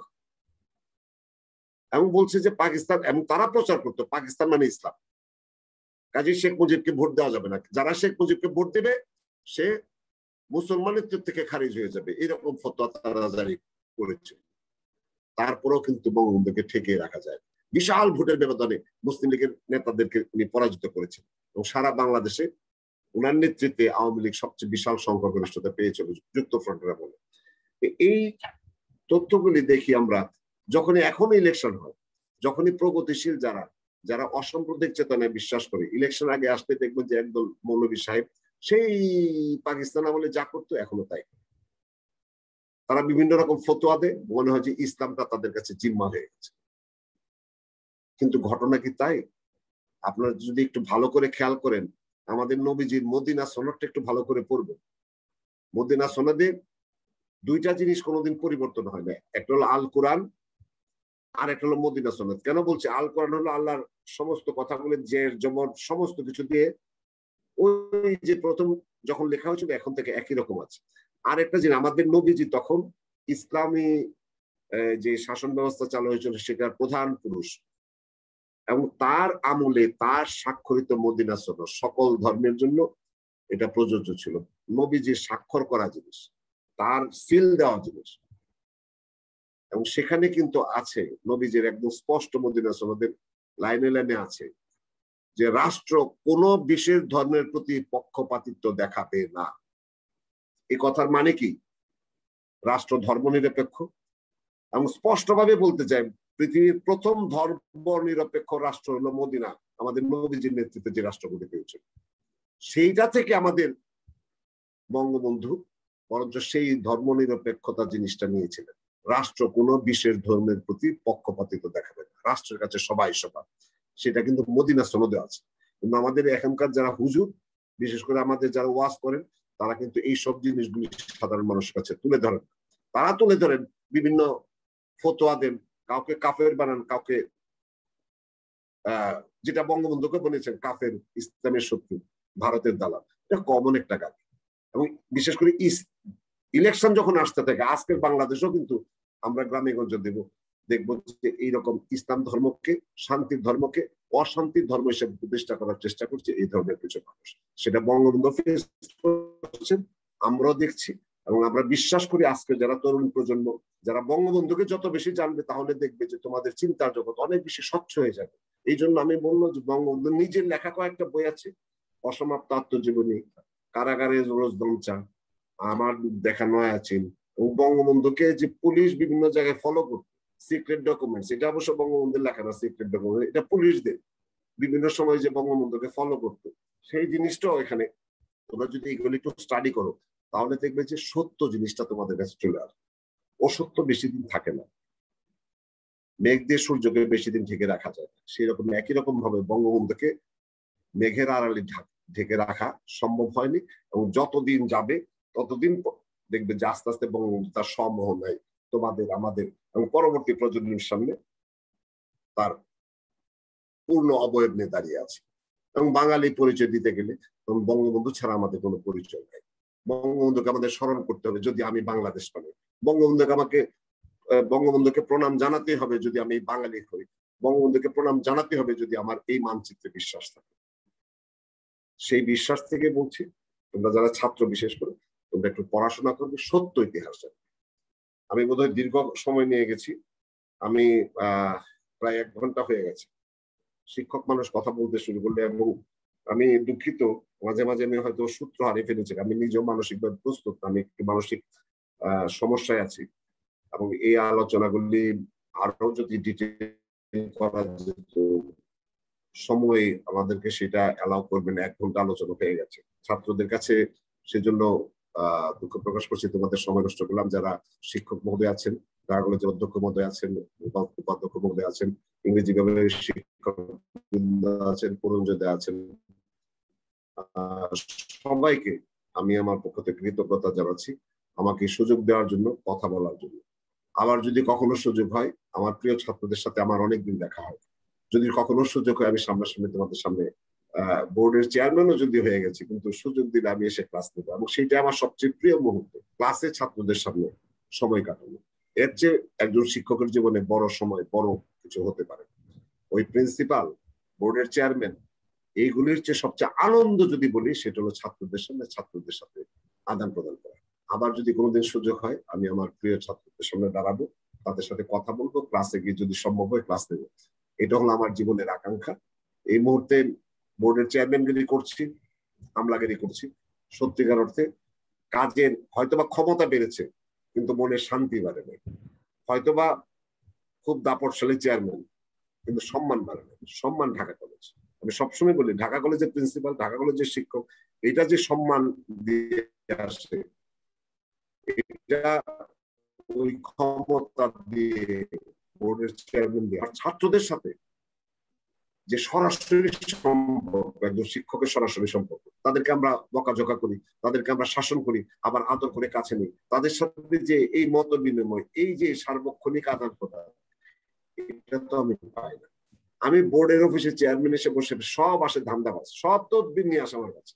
আমি বুঝি যে আসছে ধান্দা নিয়ে, কিন্তু আমার ছাত্ররা কিন্তু আমার কাছে কখনো ধান্দা নিয়ে আসতো, বা আমিও আমার ছাত্রের কাছে কোনো ধান্দা নিয়ে যেতাম। আমি যেতাম শিক্ষক হিসেবে, এবং তাদের কাছে কিছু নেয়ার চেষ্টা করতাম, তাদের কাছে কিছু দেওয়ার চেষ্টা করতাম, নিঃস্বার্থ। তারপরে সুযোগ করে দেওয়ার জন্য আবারও এই কারণেই বলছি যে ছাত্রদের সামনে কিছু বলার সুযোগ পাওয়ার জন্য এবং দেওয়ার জন্য ঢাকা কলেজ কর্তৃপক্ষ, ইংরেজি বিভাগ, সবাইকে আবার অভিনন্দন জানাচ্ছি, ধন্যবাদ জানাচ্ছি। ধন্যবাদ সবাইকে। জয় বাংলা, জয় বঙ্গবন্ধু, বাংলাদেশ চিরজীবী। ধন্যবাদ সবাই। ধন্যবাদ স্যারকে। অসাধারণ একটি আলোচনা শুনলাম, এবং আমার মনে হয় যে আমাদের প্রিয় ছাত্ররা সহ আমরা সবাই মুগ্ধ হয়ে এতক্ষণ স্যারের কথা শুনছিলাম। আমরাও আসলে স্যারকে খুব মিস করি, স্যারের এই মুগ্ধতা ছড়ানো কথাগুলোকে মিস করি। এই স্যারের বক্তব্যের পরে এখন আমি অনুরোধ করব ঢাকা কলেজের সম্মানিত উপাধ্যক্ষ এবং আজকের অনুষ্ঠানের বিশেষ অতিথি প্রফেসর এটিএম মইনুল হোসেন স্যারকে কিছু বলার জন্য। মুজিব শতবর্ষ ও স্বাধীনতার সুবর্ণ জয়ন্তী উপলক্ষে ঢাকা কলেজের ইংরেজি বিভাগ কর্তৃক আয়োজিত ভার্চুয়াল সেমিনার বঙ্গবন্ধু ও বঙ্গবন্ধু জীবন ও কর্ম শীর্ষক সেমিনারের সম্মানিত সভাপতি অধ্যাপক পুরঞ্জয় বিশ্বাস, বিভাগীয় প্রধান ইংরেজি বিভাগ, আমাদের প্রধান আলোচক ছিলেন অধ্যাপক নেহাল আহমেদ, চেয়ারম্যান মাধ্যমিক ও উচ্চ মাধ্যমিক শিক্ষা বোর্ড ঢাকা, এবং প্রধান অতিথি হিসাবে উপস্থিত আছেন ঢাকা কলেজের সুযোগ্য অধ্যক্ষ অধ্যাপক আইকে সলিমুল্লাহ খন্দকার। আসসালামু আলাইকুম, শুভ সন্ধ্যা। এবং আরো উপস্থিত আছেন ইংরেজি বিভাগের বিভিন্ন শিক্ষকবৃন্দ এবং ছাত্রবৃন্দ।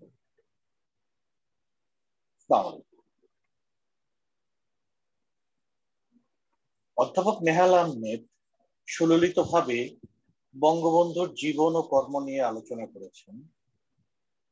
তিনি খুব ডিটেইলস ভাবে তার আলোচনাটা করেছেন, যেখানে বঙ্গবন্ধুর জীবন এবং কর্মের প্রতিচ্ছবি ফুটে উঠেছে।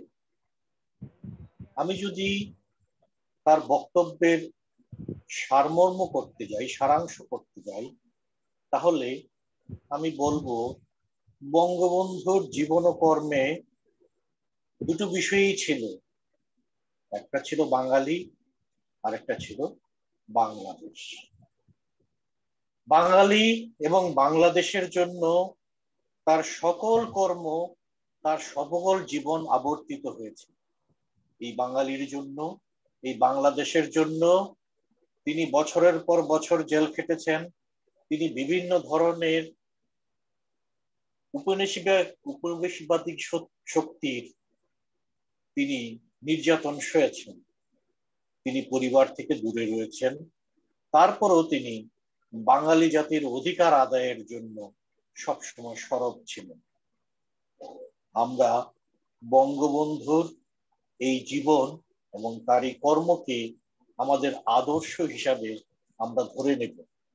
আমরা ধরে নেব বঙ্গবন্ধু আমাদেরকে যা দেখিয়ে গেছেন, আমাদের সম্মুখে যে আলোকবর্তিকা জ্বালিয়ে গেছেন, যাকে না হলে বাংলাদেশ কোনোদিন হতো না, যার কর্ম না হলে আমরা এখন পাঞ্জাবিদের অধীনেই থাকতাম, সেই বঙ্গবন্ধুর নীতি এবং আদর্শকে আমরা অনুসরণ করে যাব। আমরা বাঙালি জাতি এবং বাংলাদেশের জন্য কাজ করব। আজকে সবার প্রতিজ্ঞা হোক একটি সুখী সমৃদ্ধ বাংলাদেশ এবং তার জাতীয়তাবাদ গড়ে তোলা। সবাইকে ধন্যবাদ। ধন্যবাদ স্যারকে। আমাদের মাঝে প্রধান অতিথি হিসেবে উপস্থিত আছেন দেশের প্রখ্যাত শিক্ষাবিদ, বাংলাদেশের পেশাজীবী আন্দোলনের অন্যতম প্রাণপুরুষ, ঢাকা কলেজ পরিবারের একান্ত আপনজন এবং বাংলাদেশের শিক্ষা জগতের অন্যতম অভিভাবক স্থানীয় ব্যক্তিত্ব, ঢাকা কলেজের সম্মানিত অধ্যক্ষ প্রফেসর আইকে সলিমুল্লাহ খন্দকার স্যার। আমরা এই মুহূর্তে আমাদের প্রধান অতিথি সম্মানিত অধ্যক্ষ স্যারের কাছে চলে যাচ্ছি। স্যারকে তার বক্তব্য প্রদানের জন্য অনুরোধ করছি। ধন্যবাদ আদনান। আজকের এই আলোচনা অনুষ্ঠান আমাদের মুজিব বর্ষ এবং স্বাধীনতার সুবর্ণ জয়ন্তীতে ইংরেজি বিভাগের ব্যবস্থাপনায় বঙ্গবন্ধুর কর্মজীবন অনুষ্ঠানের সম্মানিত প্রধান আলোচক ঢাকা কলেজের প্রাক্তন অধ্যক্ষ এবং মাধ্যমিক ও উচ্চ মাধ্যমিক শিক্ষা বোর্ড ঢাকার চেয়ারম্যান প্রফেসর নেহাল আহমেদ, সম্মানিত উপাধ্যক্ষ ইংরেজি বিভাগের সম্মানিত চেয়ারম্যান, আছে সবার সম্মানিত সভাপতি প্রফেসর পুরঞ্জয় বিশ্বাস, ইংরেজি বিভাগের আমার প্রিয় সহকর্মী সহ কলেজের অন্যান্য প্রিয় সহকর্মী এবং আমার প্রিয় শিক্ষার্থী, আসলে একটা ক্রান্তিকাল আমাদের আমাদের বলবো না, সমগ্র বিশ্বের একটা ক্রান্তিকাল যাচ্ছে। স্বাধীনতা সুবর্ণ জয়ন্তী এবং মুজিব শতবর্ষ, এটা কিন্তু আমাদের জাতীয় জীবনের জন্য একটা উল্লেখযোগ্য ঘটনা। আবার অতিমারি, সেটা একটা উল্লেখযোগ্য ঘটনা। আমরা জানি না এটা আমাদের যে গৌরবের বিষয়, মুক্তি, আমাদের স্বাধীনতা সুবর্ণ জয়ন্তী বা মুজিব শতবর্ষ, এটা তো হয়তো আমরা আর পাবো না। আমাদের তরুণ প্রজন্ম, আমরা জানি না, তারা হয়তো এটা পেতে পারে আরেকটা স্বাধীনতার শতবর্ষ, অথবা স্বাধীনতা শতবর্ষ হবার পাওয়ার সম্ভাবনা কারো কারো আছে হয়তো আমাদের প্রিয় শিক্ষার্থীদের। আমরা অনেক আনন্দ এবং অনেক ইয়ের মাধ্যমে এটা উদযাপন করতে পারতাম, কিন্তু বৈশ্বিক একটা পরিস্থিতি, অতিমারি, সেটার কারণে আমরা কিছুটা বিচ্ছিন্নভাবেই এই অনুষ্ঠানের আয়োজন আমরা করছি। তবুও আমরা মনে করি যে এটা আমাদের সবার জন্যই একটা উল্লেখযোগ্য একটা ঘটনা হয়ে থাকবে, স্বাধীনতা সুবর্ণ জয়ন্তী এবং মুজিব শতবর্ষ। আমি প্রথমে সর্বকালের সর্বশ্রেষ্ঠ বাঙালি জাতির পিতা বঙ্গবন্ধু শেখ মুজিবুর রহমানের প্রতি বিনম্র শ্রদ্ধা জানাই। সকল মুক্তিযোদ্ধা যাদের আত্মত্যাগে আজ আমরা স্বাধীন, শ্রদ্ধা জানাই বঙ্গবন্ধুর সাথে যারা 1975 সালের 15 আগস্ট শহীদ হয়েছেন তাদের সবার প্রতি, 2 লক্ষের অধিক মা বোন যারা তাদের স্বাধীনতা অর্জনের সময় সম্ভ্রম হারিয়েছেন তাদের প্রতি সম্মান শ্রদ্ধা জানাই। বলা হয় যে বাঙালির 1000 বছরের ইতিহাসের সর্বশ্রেষ্ঠ ঘটনা হচ্ছে আমাদের স্বাধীনতা। আর সেই স্বাধীনতা যার হাত ধরে এসেছে সর্বকালের সর্বশ্রেষ্ঠ বাঙালি জাতির পিতা বঙ্গবন্ধু শেখ মুজিবুর রহমান, তার হাত ধরে। আমাদের আজকের আলোচনায় আমাদের প্রফেসর নেহাল আহমদ অত্যন্ত সুন্দরভাবে বঙ্গবন্ধুর সকল বিষয়, তার কিশোর জীবন থেকে শুরু করে তার কর্মময় জীবনের সকল বিষয়, তার রাজনৈতিক জীবন, সকল বিষয় অত্যন্ত সুন্দরভাবে আলোচনা করেছেন এবং অত্যন্ত সুন্দরভাবে তার উপস্থাপনা ভালো, এবং প্রত্যেকটা বিষয় বঙ্গবন্ধুর আত্মত্যাগ, তার স্বাধীন চেতা মনোভাব, দৃঢ় চেতা মনোভাব এবং ক্যারিসমেটিক লিডারশিপ বলতে যেটা বোঝায়, সকল বিষয় তার আলোচনায় তুলে ধরেছেন। প্রফেসর নেহাল আহমদকে আমরা ধন্যবাদ জানাই। আমি একটু অ্যাড করব, নেহাল আহমদের বক্তব্যের পর খুব বেশি কিছু বলা কঠিন হয়ে দাঁড়ায়। আমাদের বর্তমান রাষ্ট্রপতি, মহামান্য রাষ্ট্রপতি আমরা বলি, উনি ওনার নিজের মুখে শোনা, উনি অনেক জায়গায় ইউটিউবে বলেছেন, কিন্তু বঙ্গভবনে আমরা একান্ত এক আলোচনা একদিন, নেহাল আহমদ ছিল, আমরা কয়েকজন ঢাকা কলেজের সহকর্মী ছিলাম, যে উনি তখন ছাত্র নেতা, কিশোরগঞ্জের ছাত্র রাজনীতি করেন, ওনার অনেক শখ উনি ঢাকা বিশ্ববিদ্যালয়ে পড়বেন। উনি খেলোয়াড় কোটায় ঢাকা বিশ্ববিদ্যালয়ে ভর্তি হন। ভর্তি হবার পর উনি আমাদের স্বাধীনতার অন্যতম পুরোধা তোফায়েল আহমেদের সাথে, বঙ্গবন্ধুর সাথে দেখা করতে তার বাসায় যান। তো সেখানে বঙ্গবন্ধু অনেক কথা বলার পর তোফায়েল আহমেদকে 300 টাকা বের করে দিয়ে বললেন যে তুই হামিদকে নিয়ে কালকে ওর ভর্তিটা ঢাকা বিশ্ববিদ্যালয় থেকে বাতিল করে তাকে ল কলেজে ভর্তি করে দে এবং তাকে কিশোরগঞ্জ পাঠিয়ে দেয়। এবং বঙ্গবন্ধুর সামনে আসলে এর বাইরে কিছু বলারও ছিল না আমাদের মহামান্য রাষ্ট্রপতি, বর্তমান মহামান্য, কিন্তু বঙ্গবন্ধুর নির্দেশ, আদেশ যেটাই হোক মেনে নিয়ে উনি কিন্তু আবার কিশোরগঞ্জে ফিরে গেলেন। তো বঙ্গবন্ধুর সেই ছাত্রনেতা হামিদ সাহেব আজ বাংলাদেশের মহামান্য রাষ্ট্রপতি। এটা বঙ্গবন্ধুর পক্ষে সম্ভব ছিল, তার কমান্ড, তার নেতৃত্ব, তার শিষ্যদের উপরে এটা জারি করা, এবং উনি চিনতেন, নেতৃত্ব চিনতেন। না হলে আজকে সেই আব্দুল হামিদ আজকে বাংলাদেশের রাষ্ট্রপতি হতে পারতেন না। আমরা জানি যে আওয়ামী লীগের প্রাক্তন সাধারণ সম্পাদক মরহুম আব্দুল জলিল, এটা আপনারা অনেকে জানেন, আমাদের ছাত্ররাও অনেকে হয়তো জানে যারা রাজনীতিতে সক্রিয়। আব্দুল জলিল কিন্তু ইংল্যান্ডে ব্যারিস্টারি পড়তো, অত্যন্ত ধনী পরিবারের সন্তান ছিল আব্দুল জলিল। কিন্তু দেশে আসার পর, বঙ্গবন্ধুর সান্নিধ্যে আসার পর আর ইংল্যান্ডে তার ফিরে যাওয়া হয়নি। তার বাবার অনেক আপত্তি ছিল, কিন্তু বঙ্গবন্ধুর সাথে সে রাজনীতি করেছে। সে আব্দুল জলিল বাংলাদেশ আওয়ামী লীগের অন্যতম শীর্ষ নেতৃত্বে পৌঁছেছিলেন এবং আওয়ামী লীগের সাধারণ সম্পাদক ছিলেন। আমরা জানি যে আমাদের বর্তমান স্পিকার ডক্টর শিরিন শারমিন চৌধুরী, তার বাবা রফিকুল্লাহ চৌধুরী নোয়াখালীর কৃতি সন্তান। রফিকুল্লাহ চৌধুরী ছাত্রলীগের সেক্রেটারি ছিলেন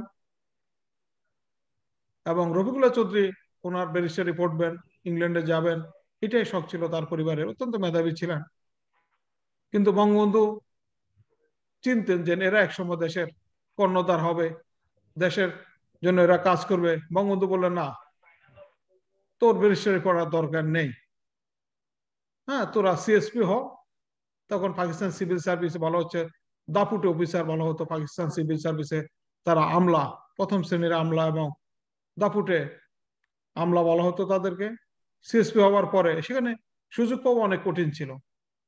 সে রফিকুল্লাহ চৌধুরী বঙ্গবন্ধুর নির্দেশে সিএসপি হলেন। পরবর্তী পর্যায়ে আইয়ুবের আমলে আন্দোলন করলেন বঙ্গবন্ধুর সাথে এবং তাদের চাকরি চলে যায়।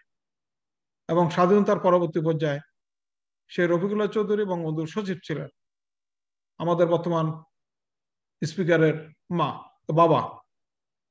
এবং বর্তমান স্পিকারের মা ঢাকা কলেজের অধ্যক্ষ ছিলেন। ওনার সাথে ঢাকা কলেজের দীর্ঘ সময়, প্রায় 2 বছর উনি এখানে ছিলেন। আমরা ওনার সাথে আমি চাকরি করার সুযোগ পেয়েছিলাম। আমাদের বিশেষ সাধারণ শিক্ষা সমিতির উনি সভাপতিও ছিলেন, আমাদের মহাপরিচালক ছিলেন। এই যে বিষয়গুলা, এইভাবে এটা বাংলাদেশের আনাচে কানাচে অনেককে পাওয়া যাবে। বঙ্গবন্ধু এইভাবে নেতা বানিয়েছিলেন এবং যারা বঙ্গবন্ধু নজরে পড়েছেন তারাই কিন্তু শীর্ষ নেতৃত্বে প্রতিষ্ঠা লাভ করেছিলেন। আমাদের প্রফেসর আহমদ যেভাবে বলেছিলেন যে হোসেন সোহরাওয়ার্দী যখন গোপালগঞ্জে একেবারে একটা কিশোর বালক, স্কুল ছাত্র, তাকেও বলেছিলেন যে তুমি যদি কোনোদিন কলকাতা যাও তুমি আমার সাথে দেখা করবে। সেই হোসেন সোহরাওয়ার্দী আজীবন বঙ্গবন্ধুর আদর্শ ছিলেন এবং বঙ্গবন্ধু কিন্তু আজীবন হোসেন সোহরাওয়ার্দীর সাথেই ছিলেন এবং তার কে নেতা হিসেবে মেনেছিলেন এবং তার আদর্শে অনুপ্রাণিত হয়েছিলেন আজীবন। এই যে বিষয়গুলা, এগুলা বঙ্গবন্ধু জীবনে আমরা তার যে আত্মজীবনী, অসমাপ্ত আত্মজীবনী আমরা পড়ি, আমরা যদি তার আমার দেখা নয়া চিন বা কারাগারের রোজনামসা পড়ি, আমরা এই বিষয়গুলো আমরা দেখতে পাই, অনেক কিছুই আমরা দেখতে পাই। আমার দেখা নয়া চিনেও কিন্তু বঙ্গবন্ধু, আমরা হয়তো বিদেশ যাই, বিদেশ সফর করি একটা দৃষ্টিভঙ্গি দিয়ে, কিন্তু বঙ্গবন্ধু সেই পাকিস্তান সৃষ্টির প্রথম দিকেই চীন গিয়েছিলেন। আমার দেখা নয় চীনে তার বিস্তারিত বর্ণনা আছে, কিন্তু বঙ্গবন্ধুর যে দৃষ্টিভঙ্গি, তার যে অবজারভেশন, সেটা একেবারে একটা বিরল ঘটনা।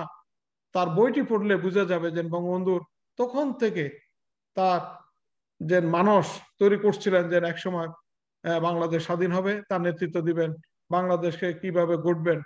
কিন্তু সে দৃষ্টিভঙ্গি থেকে কিন্তু তখনকার যে নতুন শক্তি, সমাজতান্ত্রিক শক্তি চীন, তার কার্যক্রম, তাদের বিভিন্ন শ্রমিক কলোনিতে উনি গিয়েছিলেন।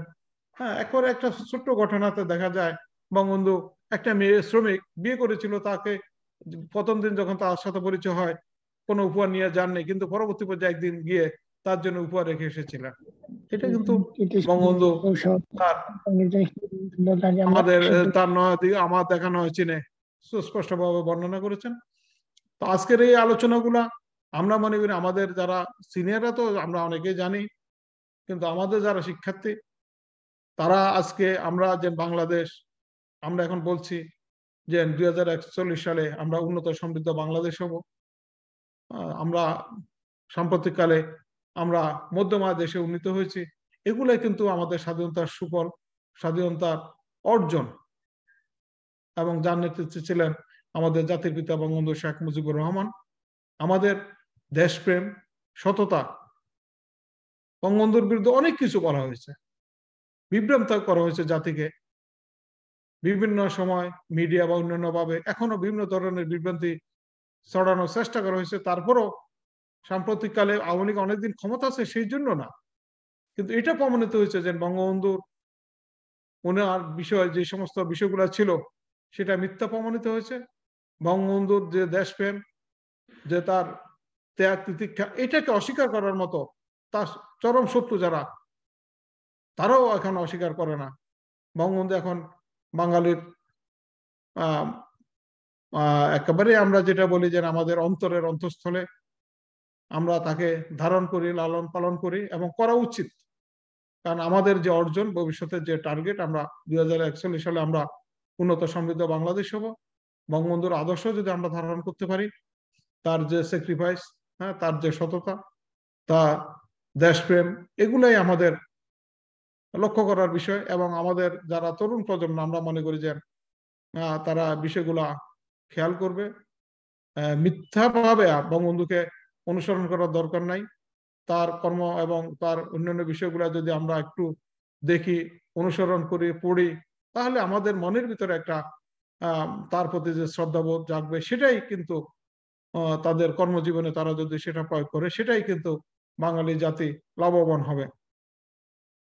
আমরা প্রফেসর নেহাল আহমেদের মতে আমরা বলি যে আমরা যদি সুযোগ পাই, অতিমারি যদি আমাদের শেষ হয়ে যায়, আমরা অবশ্যই আমাদের প্রিয় শিক্ষার্থীদেরকে নিয়ে আমরা সরাসরি কথা বলার চেষ্টা করব। আমাদের 16 ডিসেম্বর পর্যন্ত আমাদের মুজিব শতবর্ষ আছে, স্বাধীনতা সুবর্ণ জয়ন্তী আছে। আমাদের এই সমস্ত প্রোগ্রামগুলো আমাদের ধারাবাহিকভাবে আমরা কন্টিনিউ করব। আজকে রাত 9টায় আমাদের অর্থনীতি বিভাগের আরেকটি প্রোগ্রাম আছে। আমরা প্রায় সমাপ্তির কাছাকাছি চলে আসছে আমাদের এই অনুষ্ঠানের। আমি আর বেশি বলবো না। আমি আবারও ধন্যবাদ এবং কৃতজ্ঞতা জানাই আমাদের প্রিয় শিক্ষার্থী, আমাদের প্রিয় সহকর্মী, ইংরেজি বিভাগের অন্যান্য সহকর্মী এবং ইংরেজির বিভাগীয় প্রধান। আর পাশাপাশি ধন্যবাদ এবং কৃতজ্ঞতা জানাই আমাদের সবার প্রিয় প্রফেসর নেহাল আহমেদকে, আমাদের আজকে অনুষ্ঠানে উপস্থিত হয়ে এবং তার মূল্যবান আলোচনা আমাদের সামনে উপস্থাপন করেছে। সেই জন্য জয় বাংলা, বাংলাদেশ চিরজীবী হোক। ধন্যবাদ সবাই। ধন্যবাদ চেয়ারম্যান অধ্যাপক।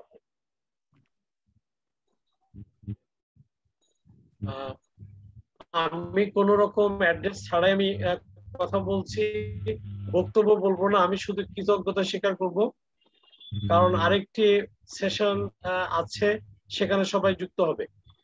তো আমি প্রথমেই আমার কৃতজ্ঞতা স্বীকার করছি এবং ইংরেজি বিভাগের পক্ষ থেকে ধন্যবাদ জানাচ্ছি আমাদের প্রিয় নেহাল স্যারকে, যিনি তার মূল্যবান সময় আমাদের দিয়েছেন এবং তার কাছ থেকে আমরা একটি তত্ত্ব, উপাত্ত এবং জ্ঞানগর্ভ বক্তব্য শুনলাম, যার দ্বারা আমরা ছাত্র, শিক্ষক সবাই আমরা উপকৃত হব। এবং তার বক্তব্যে বঙ্গবন্ধু, বাংলাদেশ স্বাধীনতা চিরনিমাজ হয়ে গেছে এবং সেই আদর্শ আমরা ধারণ করব। আমাদের কলেজের সুযোগ্য অধ্যক্ষ স্যার আমাদের সাথে যুক্ত থেকেছেন পুরো সময়টি জুড়ে, তার কাছে কৃতজ্ঞতা জানাচ্ছি। উপাধ্যক্ষ স্যার ছিলেন আমাদের সাথে সবসময়। আমাদের ইংরেজি বিভাগের শিক্ষকগণ যুক্ত হয়েছেন এবং তারা পরিশ্রম করেছেন অনুষ্ঠানটি আয়োজনের জন্য, তাদেরকে আমি ধন্যবাদ জানাচ্ছি। আর বিভিন্ন বিভাগীয় প্রধানগণও যুক্ত হয়েছেন আমাদের এই সেমিনারে, আমরা এর জন্য গর্ববোধ করছি। ইতিহাস বিভাগের সম্মানিত বিভাগীয় প্রধান যুক্ত হয়েছেন, অর্থনীতি বিভাগের প্রধান যুক্ত হয়েছেন, মনোবিজ্ঞান বিভাগের বিভাগীয় প্রধান যুক্ত হয়েছেন এবং অন্যান্য শিক্ষকরাও আমাদের এই আয়োজনে অংশীদার হয়েছেন। আর সবচেয়ে কৃতজ্ঞতা আমি জ্ঞাপন করছি, ধন্যবাদ জানাই অনুষ্ঠানগুলো যারা এই করোনাকালীন সময় পাচ্ছে না। আমরা অধ্যক্ষ স্যারকে অনুরোধ করেছিলাম বারবার যাতে আমরা ছাত্রদের যুক্ত করতে পারি এবং এই সুযোগটি আমরা পেলাম। তো তোমরা শুনেছ, ইতিহাসের থেকে কোনটি ট্রু, কোনটি হাফ ট্রু, আর কোনটা আনট্রু, এই তিনটে জিনিস তোমরা এই বক্তব্য থেকে অনেকটাই তোমরা জানতে পেরেছ। আর তোমাদেরকে আরেকটি আমাদের সেশন আছে বুক রিভিউ, এবং আমরা সেখানে অসমাপ্ত আত্মজীবনী সিলেক্ট করেছি। ওই অনুষ্ঠানে আমরা তোমাদেরই আলোচনা শুনবো। তো আজকে তোমাদের আলোচনা আমরা শুনতে পারলাম না, তোমরা কিছু প্রশ্ন করতে পারতে, কিছু পার্টিসিপেশন করতে পারতে এই অনুষ্ঠানে, কিন্তু আমরা সরি, আমাদের সময় সংক্ষিপ্ততার জন্য আমরা দিতে পারছি না। তো সবাইকে আমি আমার ব্যক্তিগত পক্ষ থেকে এবং ইংরেজি বিভাগের পক্ষ থেকে কৃতজ্ঞতা এবং ধন্যবাদ জানিয়ে আজকের অনুষ্ঠান সমাপ্তি ঘোষণা করছি। স্যার, আপনাদের বুক রিভিউতে আমি পার্টিসিপেন্ট না, আমি যদি অডিয়েন্স থাকার অনুমতি আমার সময়টা জানালে আমি আমরা চাইবো এই কারণে, কারণ আপনি অসমাপ্ত আত্মজীবনী এখানে ইন্ট্রোডিউস করে গেছেন, তো আমরাও সিলেক্ট করেছি ওটি আপনাকে। আপনি আজকের বক্তব্য সমাপ্ত করতে পারেন নাই, আপনি স্বাধীনতা পর্যন্ত গিয়ে থেমে গেছেন, আরো বলা ছিল। আমরা আপনার কাছে বারবার শুনবো, আবারও শুনবো, এবং ওই প্রোগ্রামটিকে আপনাকে আগাম আমরা আমন্ত্রণ জানাচ্ছি। আপনাকে ধন্যবাদ। আর আমি আমার প্রিয় ছাত্রদের কথা শোনার জন্য, শিক্ষকদের বা আমাদের কথা না, ছাত্রদের উপলব্ধিটা শুনলে আমাদের নতুন প্রজন্মের যে আকাঙ্ক্ষা, যে ভাবনাগুলির সাথে যদি পরিচিত হতে পারি, তাহলে আমি মনে করি যে আমরা তৃপ্ত হব। সে কারণে ছাত্রদের বক্তব্য শোনার জন্য আমি জাস্ট অডিয়েন্স হিসেবে। আচ্ছা, থ্যাংক ইউ স্যার। তো এই সাথে আমাদের আজকের যে আয়োজনটি টেকনিক্যাল সাপোর্ট দিয়েছেন মুজাহিদ সাহেব, তার কাছেও আমাদের ডিপার্টমেন্টের পক্ষ থেকে অশেষ কৃতজ্ঞতা। সবাইকে ধন্যবাদ। সবাই সুস্থ থাকুন, ভালো থাকুন।